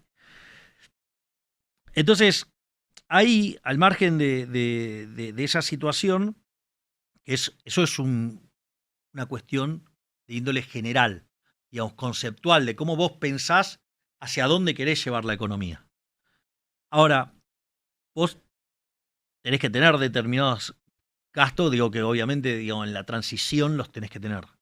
Entonces, nosotros pensamos en lo que tenemos diseñado es una simplificación del sistema tributario, que obviamente lo tenés que acordar con las provincias, que es llevarlo a 10 impuestos. Hay impuestos que tienen que desaparecer. Por ejemplo, ingresos brutos tienen que desaparecer, tiene que ser absorbido por el IVA. Otro impuesto que vos tenés que reventar es las retenciones. Vos no podés tener retenciones. Ahí yo desarrollé un esquema que lo validé con el campo. Yo les presenté a ellos mi propuesta de cómo salir de este berenjenal. Otra cosa que nosotros también tenemos pensado Y es... ahí, por ejemplo, en retenciones, ¿cómo haces para reducirlas de 35 en el caso de la soja, de poroto de soja? No, llevar a 0, pero... Porque en el fondo, ¿cuál es tu problema? Tu problema es un problema de financiamiento, Claro, ¿no? claro. O sea, tu problema es un problema de financiamiento. Entonces, hay algunos que no te las quieren tocar. Llámese plan integral, no las quiere tocar. Bueno, está bien. No las quiere Pero tocar. porque no sabe cómo conseguir el financiamiento. ¿Vos de dónde lo sacás? El propio financiamiento te lo van a dar las propias empresas exportadoras. O decís, van a exportar más porque le quitas impuestos. Sí, claro. Tenés un incentivo adicional. Sí, pero además, esto es como cuando vos hiciste... ¿Qué hicieron en Chile, por ejemplo, cuando hicieron el sistema de jubilaciones? Dijeron, pará, yo le estoy pasando esto a las AFPs. Las AFP reciben los fondos y vos le generás un déficit transitorio al Estado. Entonces, te compraban directamente esos títulos, ¿no? Bueno, los compradores naturales de esos títulos, ¿quiénes serían? El campo. Pero además, esto, por ejemplo, cuando Cavallo las quiso eliminar en los 90, el Fondo Monetario le dijo que no, que era una locura. ¿Y qué es lo que pasó? Después la expansión que tuvo fue tan grande la expansión de la economía que, de ser un ingreso muy importante dentro del fisco, pensá que estabas en una hiper, con lo cual las retenciones que venían de los dólares era Era el ingreso más importante que lo tenía el país, el fisco. Entonces, ¿qué era lo que pasa? La propia dinámica de lo que vas a tener, porque hoy los precios en dólares en Argentina son ridículos.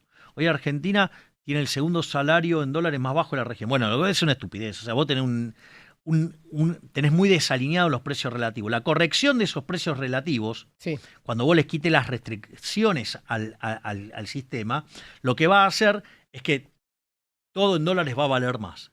Y entonces ese número, digamos, va a perder mucha importancia. Y además los exportadores, al tener más plata, son tus financiadores directos. Claro. Entonces te das cuenta que se puede salir. Pero lo que pasa es que el tipo que le gusta morder del gasto público, le cuesta. Sí, o hay mucha gente que no entiende todo esto. Que alguien se lo explica, pero no lo entiende. Vos conocés gente. Se supone que el plan integral es economista. Bueno, no hablo de esa gente, pero digo, hay muchas otras personas. Acá te preguntan mucho cómo vas a lograr estas reformas si el Congreso no te acompaña. O si las provincias, en el caso de los impuestos, no te acompañan. Bueno, porque hay mucho gobernador que también muerde. Bueno, sí, pero ahí nosotros también tenemos una llave, digamos, con el tema de la coparticipación. Sí, la vas a dar de y baja. vamos, claro, y vamos a ir a la justicia, y esto lo va a resolver la justicia. O sea, la Corte Suprema. Bien, exacto. Así que también tengo ¿Pero solución. cuál es la idea de la coparticipación? Disolverla. Disolverla, eliminarla, porque es un mecanismo por el cual es la idea de la justicia social entre provincias. Aparte, a mí me parece espantoso que tengan que venir los gobernadores a arrodillarse, a besarle el anillo al presidente. Ahí yo te sigo en casos como Santa Fe y Córdoba, que tienen forma de recaudar mucho por sus actividades productivas. ¿Qué pasa en provincias como Formosa, Santiago del Estero? ¿Y acaso no recaudan un montón desde la coparticipación y se convirtieron en feudos? Bueno, pero por eso te digo, se la sacás. Y bueno, está claro, digo, que como mecanismo de desarrollo no funcionó, porque en el fondo, digo, o sea, tienen más pobres, más dependencia. Pero ¿cómo se van a financiar esclavos. Esos gobernadores? Y tendrán que buscar de reacomodar el gasto. Vas a crear algo que se llama correspondencia fiscal. ¿Qué es lo que hace Estados Unidos? Exacto. Y vas a tener competencia entre distritos. Sí, se van a matar porque cada inversión sea en ese lugar.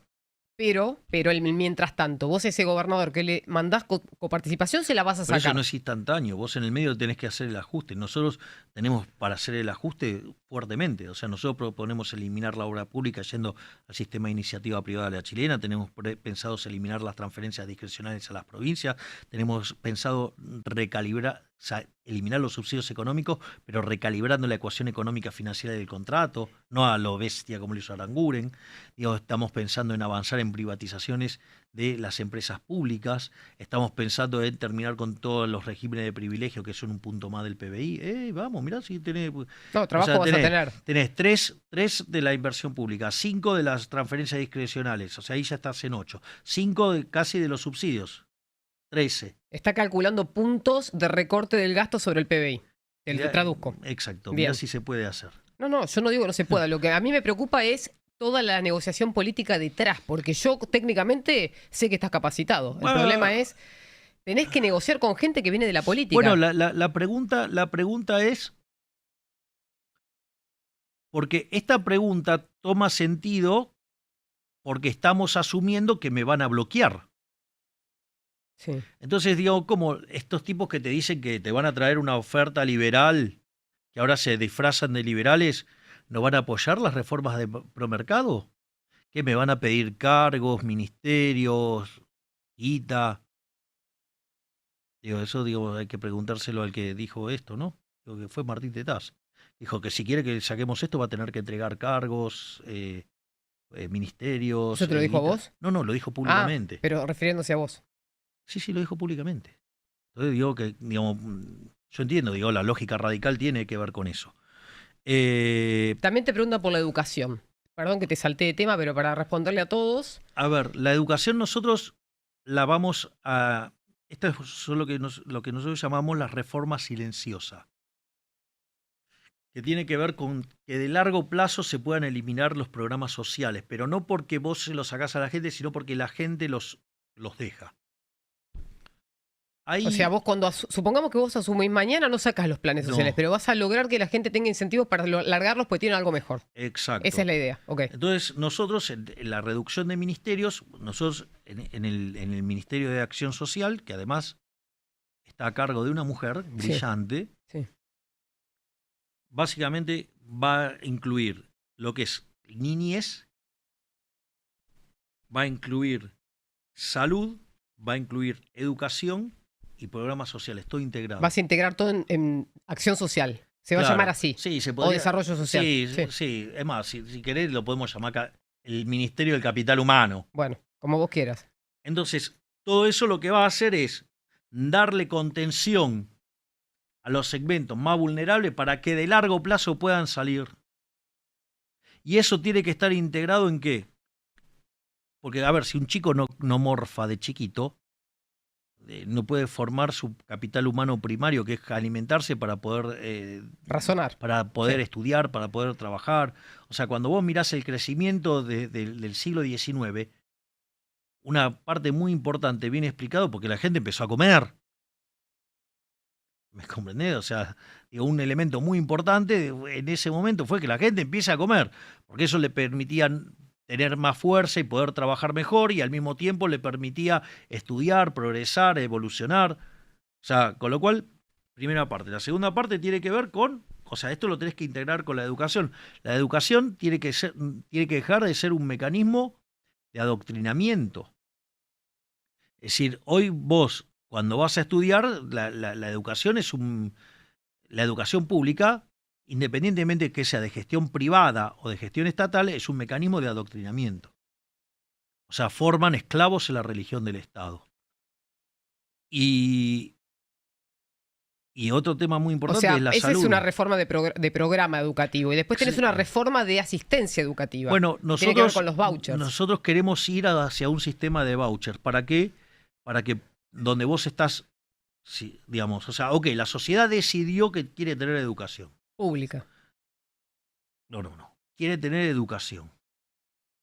Educación pública es una cosa más complicada, porque aun cuando sea de gestión privada, si te fija el contenido, estás en el horno. Bien. Si el ministro de Educación te dice que vos tenés que estudiar Marx y nada más que Marx, bueno, estamos jodidos. Vamos a tener un ejército de zurdos rompiendo todo. ¿Y cómo sería un modelo ideal en tu cabeza? En el corto plazo, digo, en las transiciones, en el corto plazo, ojo que mi definición de corto plazo no es lo mismo que la definición de corto plazo del resto de la gente, ¿no? ¿Cuánto es corto plazo para vos? Digo, por lo menos 5 años, pero 10 Bueno. años. O sea, yo digo, o sea, pensá que yo pienso en dinámicas, toda esta dinámica de crecimiento yo la estoy pensando en 35 años. O sea, obviamente que es algo que excede digamos, a lo que A yo tu considero presidencia, supongamos. mi vida política, claro. Porque aparte yo termino y me voy a O casa. sea, un mandato y te vas. No, digamos, pueden ser 2, porque eso lo va a determinar la gente. Pero serían 4 u 8 y no más. O sea, después me vuelvo, digamos, me encierro en mi casa, me dedico a dar conferencias, leo la Torá, estoy con mis hijos de 4 patas y se acabó. O sea. Ahora voy a ir ahí, pero no nos vayamos de la educación. Entonces vos decís, Pero claro, por ejemplo, un elemento muy importante es que vos o sea, no está prohibido por ley, está permitido, pero no se está usando de manera extendida, que es que vos rindas libre. Entonces vos agarrás, formás a tus hijos vos misma en tu casa. y entonces digamos, después va y rinde libre. ¿Pero no te parece que tiene que haber un programa o no hace falta? Un programa educativo que sea mandatorio o si querés de guía. ¿Y quién determina la calidad de qué es la educación en el mercado? No lo sé, te lo estoy preguntando. Vamos a ponerlo ¿Cómo así. es en Europa? Eso esa es la parte que no me importa. Porque entonces si yo me paro así en el año 1813 sigo teniendo esclavitud. Entonces lo que hay que pensar es el problema. O sea, ¿por qué, digamos, o sea, el gobierno tiene que determinar cuáles son los contenidos? No lo digo. Por ahí tenés que dejarlo libre en el mercado, pero ¿por qué? Bien, pero está bien, pero es una transición, por eso. Ahí tiene 3 pasos la transición. Una es, digo, que uno se forme solo y vaya y rinda libre. Bien. Ese es un primer estadio y eso se puede hacer ya. Segundo estadio es el sistema de vouchers, donde vos, como la sociedad decidió tener educación, entonces vos recolectás dinero y lo repartís igualitariamente entre la gente y la gente decide a qué institución va. Y las instituciones se van a tener que esforzar por ser buenas para atraer a los alumnos, porque si no quiebran. Eso lo hace Suecia, por ejemplo. Suecia tiene, digamos, una de las cosas que tiene. Y la otra ya, digamos, o sea, estamos hablando en el hiper larguísimo plazo, es hacer lo que el sistema sea totalmente libre. Pero digo, para llegar a eso antes tenés que cumplir los otros 3 pasos. Entonces yo creo que en el primer estadio, digamos, vos podés meter el germen de la libertad, dejando que la gente, digamos, o sea, y estimulando que la gente vaya y rinda libre. O sea, Pero ¿quién va a entonces, definir el examen al que vos tenés que aprobar? bueno, El Estado. en el corto plazo, digo, y sí, porque seguís teniendo educación pública, que es el que regula los contenidos. A eso, esa Pero era mi pregunta. claro, pero la pregunta es, pensá cualquier producto, no sé, un auto. Sí. ¿Quién determina la calidad del auto en el mercado? La empresa que lo fabrica. ¿Estás No, segura? el consumidor cuando lo compra, pero primero empezó Ford, Henry Ford, definiendo cuáles eran las características del auto. Pues la gente Pero, lo obligó a cambiar de color, por ejemplo. No, pero de vuelta, y si la gente que hubiera querido seguir andando con los caballos, digo, Bueno. quebraba. Sí. Es decir, la calidad en el mercado la determina, ¿me comprendés? La gente, cuando decide que compra un bien y no otro, con determinadas características o no. Es decir, querer imponérselo por la fuerza, termina pasando las cosas que pasan hoy, que es que te imponen contenidos que son funcionales a la religión del Estado. Bien. Entonces, la primera forma de meter competencia ahí es dejar que la gente estudie sola. Está bien. Y que vayan y rindan libre. O sea, no tocaste nada, pero empezás a modificar los incentivos. Cuando vos empieces a ver que los que se forman solo le va mucho mejor que los que están encerrados ahí adentro, y vas a ver. Después, o sea, avanzar hacia el sistema de voucher. Y después, digo, la economía, digamos, pero estamos hablando, esto, por ejemplo, yo lo llamo reforma de tercera generación, o sea. Claro, la de primera, ¿cuánto dura? ¿En qué periodo es? Yo 5 creo años. No, las reformas de primera generación, ¿cuánto tiempo lo podés instrumentar? Es bastante. No sabemos porque tiene lógicas políticas, Claro. pero eso trae beneficios durante 15 años por lo menos. Sí. O sea, vos, la convergencia, que son 35 años, vos 2/3 de la convergencia la tomás, la alcanzás en 1/3 del tiempo.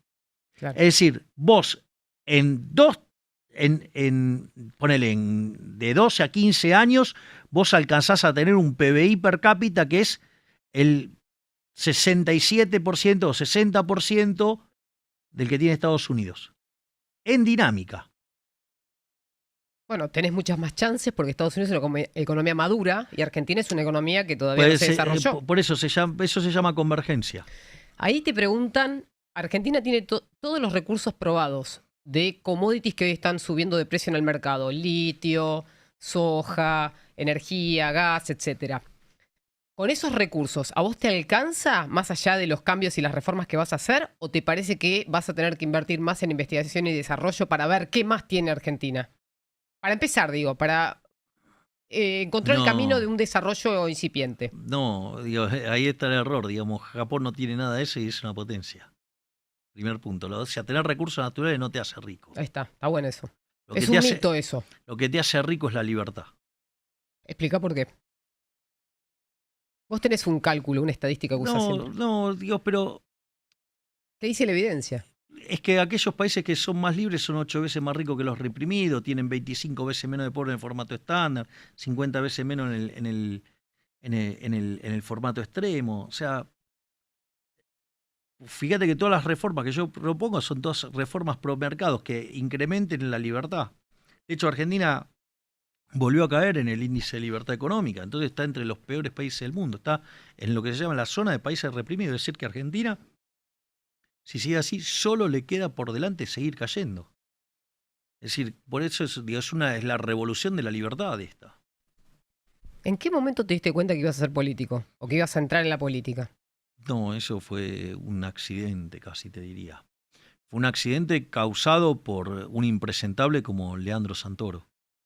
¿Por él? ¿Vos decís que por él entraste a este mundo? ¿A este nuevo mundo? Sí, porque él era el que en los medios de comunicación, cuando asume Alberto Fernández, y él se presentaba como Era un asesor. el asesor en temas de medios, él recomendaba que había que censurar a todas las expresiones de derecha, que no había que dejarlos hablar, que no había que darle lugar en los medios. De hecho, hay una nota que él da en Perfil, que se la da a Fontevecchia, y le dice, no, ustedes tienen una responsabilidad enorme, ¿cómo se les ocurre que le pueden dar lugar a un loquito que en el medio, con los pelos no sé qué, en el medio del prime time, dice que hay que cerrar el Banco Central? ¿Cómo van a permitir ese tipo de cosas? Entonces Fontevecchia le dice, ¿de quién estás hablando? Y el muy cobarde le dice, después en el corte te lo digo.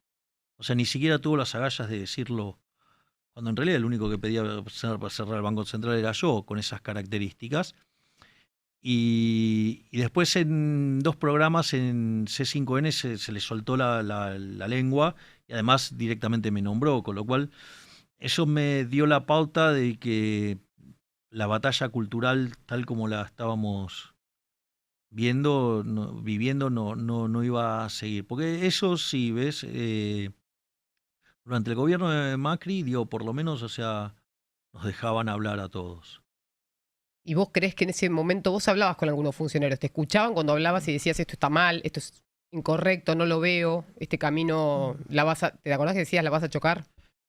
Sí, sí, yo digo, ¿Vos hablabas con algunos yo con funcionarios? el que más contacto tenía era con Federico, que digo, me parece un tipo brillante, digamos, y que además me parece un gran ser humano. Yo tenía, digamos, tenía vínculos, digo, hablaba con él o hablaba con Demian Claro, también. pero eran todos funcionarios del Banco Central. Sí, ¿En no, economía en ese momento hablabas con alguien? tuve una charla muy interesante con Galliani Sí, me en acuerdo, su Sebastián. momento. Sí, sí, no, fue muy buena la charla, fue muy divertida, fue una charla de 3 horas. Bueno, pero por lo menos escuchaba una opinión en contraria. Sí, sí, no, y tiene muchos elementos que fueron muy interesantes. Esa charla con Gallieni fue también muy interesante. Ya le digo, con Federico tenía más. De hecho, sigo teniendo contacto con Federico, ¿Y de este gobierno con quién hablas? con nadie. ¿Nunca hablaste con nadie? De los que están ahora en ¿Con funciones, con Guzmán nadie. hablaste alguna vez? No, no. Tampoco. ¿Y qué pensás de lo que pasó Un inepto. antes y después? Siempre pensé que era un inepto y sigo considerando que es un inepto. Eh, y, y- ¿Podría haber hecho muchas cosas distintas, según tu sí, criterio, claro, desde que obvio. Digo, asumió sí, hasta que se sí, fue? sí, desperdicié un montón de tiempo. Y eso en economía es letal. ¿Y qué O sea, margen le queda ahora a Sergio Massa, que es el actual ministro de Economía? nada, O sea, agarró el nada. problema tarde, me parece, ¿o no? Bueno, pero es que mucha alternativa no tenía, ¿no? Por eso te digo. Porque si dejabas la economía en la mano de las bestias de los kirchneristas radicalizados, Sí. eso digo, te aseguraban la explosión y eso era la muerte política de todos los integrantes del frente. Y yo creo que él se jugó lo que yo llamo la rusa ruleta. O sea, juega, digo, él como la ruleta rusa, pero con 5 balas en la recámara. O sea, y en una te salvás. O sea, y creo que es lo que está haciendo. O sea, básicamente lo que está haciendo es tirar la explosión para adelante. Independientemente de quién reciba la explosión, porque eso la gente a veces no sé si es tonta, ingenua, algunos que dicen, no, bueno, pero deja la bomba. Y en realidad a ninguno de los, ni los que están de un lado ni los que están del otro le importa el tema de la bomba, solo se importa el poder. Es decir, Massa no tendría ningún problema que esto estalle el día después de la elección si él gana, ¿eh? Y le explota la cara y prefiere que le explote la cara haciendo gobierno, pero está dentro del poder. Y recordad que a esta gente lo único que le importa es el poder por una cuestión de ego para conseguir cosas que no podrían conseguir en condiciones normales.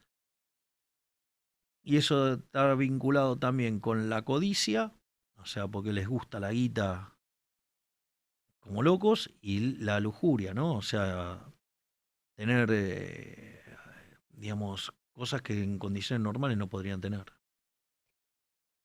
¿Cuántas horas estudias por día para todo esto y para tu vida profesional? No sé, porque yo digo, me siento y cuando tengo ganas, qué sé yo, ayer me senté un rato y nada, y me leí 100 y pico de hojas. Por eso, son muchos. Pero ¿cuántas horas estuviste sentado? No, no son muchas, porque yo, digamos, cuando leo en español leo a un ritmo de 50 hojas por hora. Lo que pasa es que un estudiante universitario acostumbrado a leer, digo, graduado, ¿no? O Sí. sea, graduado universitario, acostumbrado a leerle en su propio idioma 10 hojas por hora. Yo leo 50, eso es lo que pasa. Entonces, claro, yo, digamos, o sea, estuve, no sé, 2 horas y leí 100 hojas. Y otra persona a eso le hubiera demandado 10 horas. ¿Tuviste vacaciones también, leyendo, Sí, escribiendo? sí, fue muy divertido las vacaciones porque en los primeros 15 días me leí 5 libros. Y el problema es que después tuve el despiole este de la pierna, que me ¿Qué- llevé puesto una pared y me hice una infección y me tomó toda la pierna. Entonces tuve que tomar un montón de medicación. Toda esa medicación me generaba alergia. Y la alergia me tomó los ojos. Entonces no podía leer. O sea, y eso fue bastante. Una tortura para vos. Sí, sí, pero bueno. ¿Cuánto tiempo estuviste así? Y hasta que me terminé de sacar toda esa porquería de encima, tardé como un mes. La pasé, pero Mal. recién ahora estoy pudiendo volver a leer. ¿Y ahora estás arrancando tu campaña o no la consideras campaña? No sé, llamalo como quieras. No, te vi, digo, de viaje en la costa, te vi en Lo algún de la lugar. costa fue muy divertido. Lo de la costa fue muy divertido. Porque cuando vos mirás los anuncios, nosotros no anunciábamos el lugar. Es más, el más Pero divertido. decías dónde ibas a estar físicamente, por ejemplo, en Mar del Plata. No, en Pinamar. Decíamos, vamos a estar en Mar del Plata, vamos a estar en Pinamar, vamos a estar ¿Y en cómo te Cariló. ubicaban después? Y bueno, en la de Pinamar se filtró la información. Entonces, en lugar de hacer la caminata a las 8, que era lo que estaba pactado, arrancamos 7:30, arrancamos media hora antes. Cuando la gente se enteró, digamos, se nos vino encima y digamos, pudimos hacer 3 cuadras nada más, porque después ya no se podía caminar. Después, lo de Cariló sí, porque dijimos, bueno, Cariló es más tranquilo, lo anunciamos 6 horas antes, estalló de gente. Y eso fue muy divertido porque me acuerdo que mi hermana el jefe estaba en una fiesta en Tandil. Sí. Entonces no fue a Cariló. Y nada, y cuando le contaron que había salido todo bien, le dijo, bueno, váyanse entonces a Gesell. Entonces dice, ¿cómo vas a ir a Gesell? O sea, porque, digo, hacer una bajada tiene unas cuestiones de logística, digo, tiene determinada cuestión de, o sea, entonces era, ¿cómo vas a ir así de la nada? Entonces nos fuimos, no sé, éramos 7, 8, nos fuimos a Gesell. ¿Y cuando llegaste? Y nada, y entonces pensábamos entrar ahí en una parte que es como una suerte de peatonal fabricada, en el sentido de que cierran y nada, y para hacer, no sé, 5 cuadras o algo así, tardamos como 4 horas. Te va a costar este año, creo, ¿o no? Sí, sí, y bueno, en Mar del Plata nos pasó lo mismo, ¿no? O sea, tardamos como cerca de 4 horas para hacer 4 cuadras. ¿Cómo te financias? Esa es una pregunta que te hace mucha gente, que lo ponen mucho en el debate. Sí, ahí hay dos cosas, ¿no? Que a mí me resulta interesante, ¿no? Porque están todos muy preocupados cómo Sí. me financio yo, ¿no? Y de repente no les molesta cómo financia, por ejemplo, la reta sus cosas, ¿no? Digo, que los hace con los recursos de la ciudad.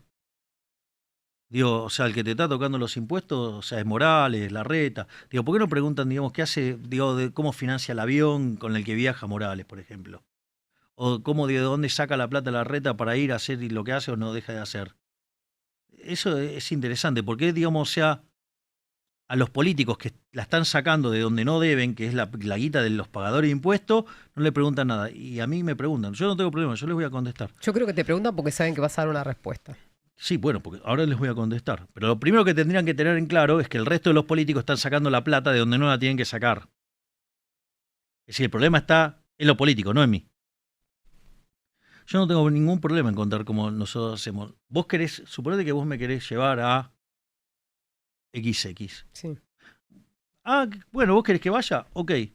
Bueno, nada, armá todo. Claro. O sea, ¿Armato significa yo voy a ir y voy a cobrar por mis servicios dando una charla? ¿O significa qué significa no, eso? Poné no, todos los recursos para que yo vaya. claro. No lo pago yo. No. A ver, nosotros, o sea, digo, por ejemplo, ¿qué hace, digamos, un Larreta, un Morales, cualquiera de estos cuando va a un lugar? Ponen toda la guita para que los reciban. Bueno, Claro. nosotros no podemos hacer eso. Bueno, tener sea, los recursos. Claro. Digo, porque no tenemos recursos y porque consideramos que está mal que el Estado financie eso. Es decir, yo no sé si los pagadores de impuestos están dispuestos a financiarte tu aventura electoral. Digo, los pagadores de impuestos de Jujuy están dispuestos a pagar el avión que usa Morales para movilizarse, para venderse políticamente. ¿No? Digo, o sea, no sé, pregunto. O sea, está claro que no. Ahora bien, entonces, vos me querés llevar a un lugar. Bueno, vos me querés llevar a un lugar.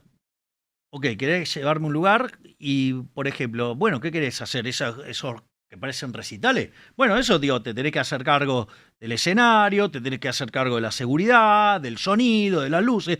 Digo, eso tiene un formato. Y mi traslado. Bien. O sea, que la persona que te organiza ese evento, supongamos ahora, en el futuro, te vas a Corrientes, no lo sé, pero suponete que Ponele. te inviten. Tenés que. Todo lo que yo voy a ver en pantalla va a estar pagado por un privado o por alguien que Exacto. quiso llevarte hasta ahí. Exacto. Entonces empiezan a, no sé, digo, o sea, empiezan a ponerle el hombro entre todos. Bueno, este te consigue esto, este te consigue tal cosa, digo, y todos le ponen el hombro. Es decir, mientras que la política general en la campaña te roba tu dinero, porque te lo saca de los impuestos que dicen que van a pagar determinadas cosas y no la usan para eso, sino que lo usan para financiar su campaña. Acá, digamos, o sea, vos tenés que poner voluntariamente, digamos, o sea, vos querés que yo esté ahí y querés uno de esos recitales. Bueno, ok, listo, yo voy y... Pero no cobras Pero, por eso, no, que quede claro, porque no. también se dijo que cobrabas por ir a los actos. No, eso es mentira. Eso es mentira. Sí cobras cuando das una conferencia. Bueno, pero eso es otra cosa, esos son mis ingresos. Está bien. O sea, digo, ahora vos me querés con... Digo, pero vos, a ver, una cosa es, cuando vos me llevas a hacer un acto, vos podés estar haciendo una inversión de qué? Y de promocionarte a vos, porque, digamos, hacer un evento donde hay de repente 20.000, 30.000 personas puede ser que tenga un efecto colateral positivo sobre tus aspiraciones políticas. Entonces, no sé, te buscás a alguien que te haga la seguridad, alguien que ponga la luz, alguien que ponga la seguridad, alguien que ponga el sonido y alguien que monte el escenario. Entonces, una vez que vos tenés eso, Sí. ok, digamos, yo te voy. Es como que me invites a dar una conferencia en España. Sí. Y me vas a tener que pagar, digamos, el hotel, me vas a tener que pagar el viaje. Y obvio, claro, porque si no, ¿cómo voy? O sea, pero eso no, digo, y eso no tiene honorarios míos. Eso es política de una manera sana. Porque en el fondo vos terminás teniendo el acto o lo que fuera, pero en función, digo, de lo que la gente quiere pagar Sí. y de lo que la gente quiere aportar. En los otros, vos le estás tomando recursos que dijiste que le ibas a dar un determinado servicio y no se lo estás dando y lo usás para tus fines personales, lo cual es una aberración. Punto uno. O sea, con lo cual, esa es la campaña. O sea, con lo cual no hay forma mejor de hacer una campaña de esta manera, porque digo, son todas cosas voluntarias que se aportan. O sea, cada uno aporta su esfuerzo y lo que puede aportar y lo que puede y lo que quiere. Todo voluntario. Lo otro es algo que te afanaron y que te dijeron que lo iban a usar para una cosa y la usan para otra. Separado esto, ahora, eso es mi actividad política. Ahora, yo después, mi actividad privada, o sea, no cobro, yo la dieta se la devuelvo a la gente. Porque considero que se la robó el Estado. O sea, los impuestos los pagás por la fuerza, no voluntariamente. En ese contexto donde vos voluntariamente no lo estás pagando, sino que te lo están forzando, yo, bueno, ¿qué hago? Se lo devuelvo. Y fíjate, para no meter yo la mano en el medio, lo sorteo. ¿Y qué haces? ¿Una transferencia de tu cuenta una vez que Y recibes así el como dinero? entra la plata, se transfiere al que ganó. Ahora, vos, Y siempre están todas posteadas. me interesa saber, esto yo lo sé, pero no sé qué pensás respecto de los que sí cobran de ese trabajo, porque es un trabajo finalmente, por más ¿Cuál? que sea político, el de ser legislador de la nación. No, bueno, pero eso es un problema de otras Vos no personas. criticás al que cobra así y se yo queda no, con el no, salario. yo no critico a nadie. Es una decisión individual. Es un problema mío, un problema, digamos, cómo yo puedo hacer Moral. para convivir con mi propia forma de ver el mundo. Bien. Entonces yo no quiero plata que se la sacaron por la fuerza a la gente. Está bien, estás tratando de ser consecuente con lo que pensás y decís. Claro, exacto. Ahí te hacen una pregunta. Pará, Sí, dale. Pero quiero aclarar esto. Sí. Ahora, entonces, después, ¿cómo hago para vivir? Y doy conferencias. Claro. ¿Qué es lo que hacía antes y lo que sigo haciendo? Es más, hasta tengo el decoro de no abordar sobre temas que podrían ser sensibles. Por eso la mayoría de mis conferencias tienen que ver con cuestiones filosóficas hoy. ¿Me comprendés? O sea, tienen que estar más enfocada a eso que, o sea, Para que no sea una lectura política del contenido. para que no de lo que haya vos haces. una Claro. lectura sucia de la cuestión. O sea, tienen que quedar muy encriptadas o en estrictamente técnico o encriptadas en estrictamente filosófico. No pueden ser cosas que tengan una cosa... No tendría ningún problema. O sea, porque mientras que vos no utilices información confidencial no tenés problema. O sea, porque el estándar está dado por la información. Pero como yo no tengo información confidencial, podría dar charla de lo que se me antoje. Aún así, trato de acotar las cosas para que no tenga... Porque imagínate que yo hago una previsión, digo, va a pasar tal cosa, y después pase a ver si todavía creen que era información confidencial. Claro, está bien. A ver, ya te entendí.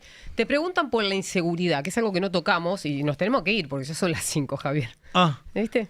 Se nos pasó volando. Ahí tenés el celular. Sí, pero aparte para que así le aviso. Tiene que ir a visitar ¿puedo decir? Sí, claro. Tiene que ir a visitar al rabino, al templo de acá, entonces le tiene que avisar que está saliendo, decirle que tenés 2 minutos de aire y te vas. Y acá hay personas que te están preguntando, primero por la inseguridad y segundo por qué vas a hacer con las Fuerzas Armadas y en materia de defensa. Y preguntan si mantendrías o no al ministro actual. Yo creo que eso está más que respondido. Pero ¿qué querías en materia de defensa y A inseguridad? ver, en temas de seguridad, yo apliqué, sistemáticamente he hablado sobre este tema. Mi modelo de seguridad es Giuliani. Giuliani no sale de un repollo. Giuliani, en realidad, está inspirado en un trabajo de Gary Becker de 1968, cuando daba clases en Columbia, que se llama Crimen y Castigo. Y es lo que da origen a toda una rama de la economía que se llama Derecho y Economía. Y básicamente quiere decir, ¿sabes qué? El que la hace la paga. Es decir, entonces la ley se cumple. La ley se cumple. ¿Me comprendés? Y se termina con la joda de Zaffaroniana, que eran las ideas que en los 60 se estaban impulsando en New York y terminó convirtiendo la ciudad de New York, digamos, un desastre.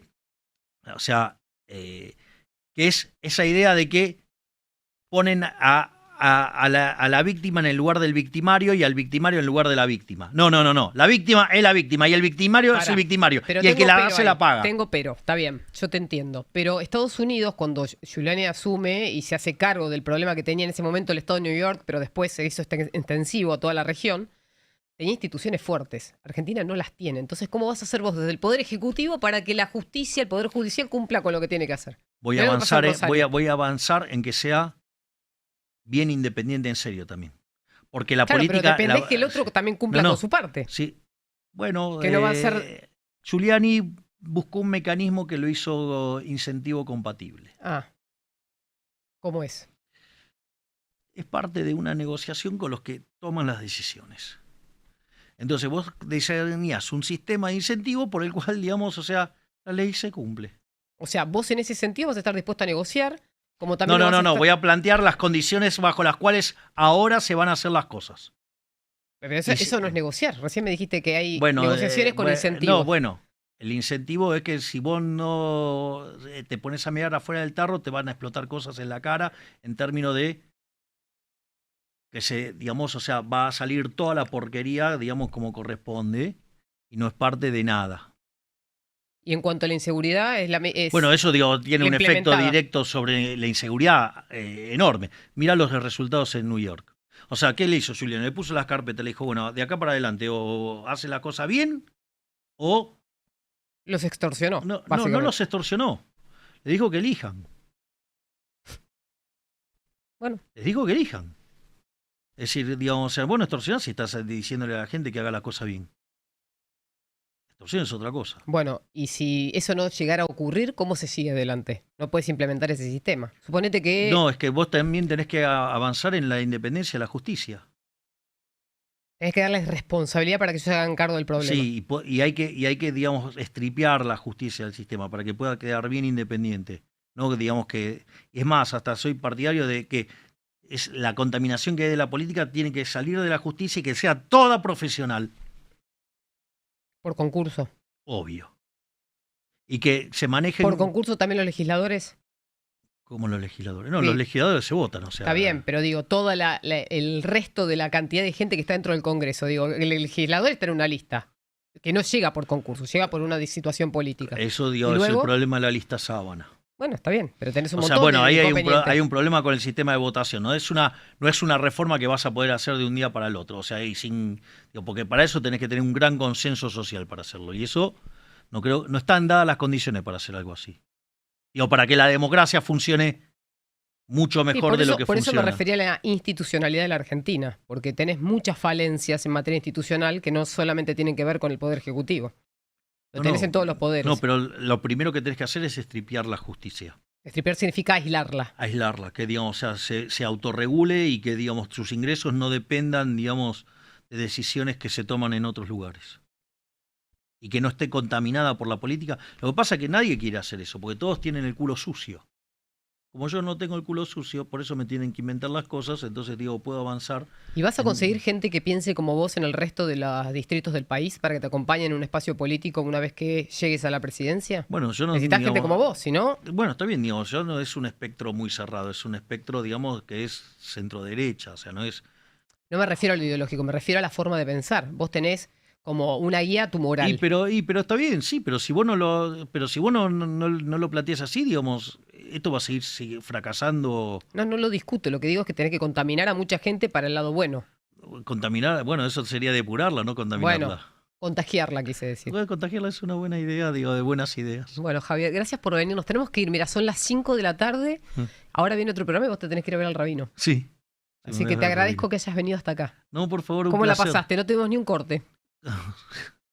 ¿Te imaginas que yo puedo seguir No, hablando ya sé. durante Por horas? eso te estoy avisando que no tenemos que ir. No, la verdad que la pasé fenómeno. Digo, yo creo que cuando no me gusta el lugar, lo manifiesto. Bien. Gracias por venir, en serio. No, un placer. Nos vamos.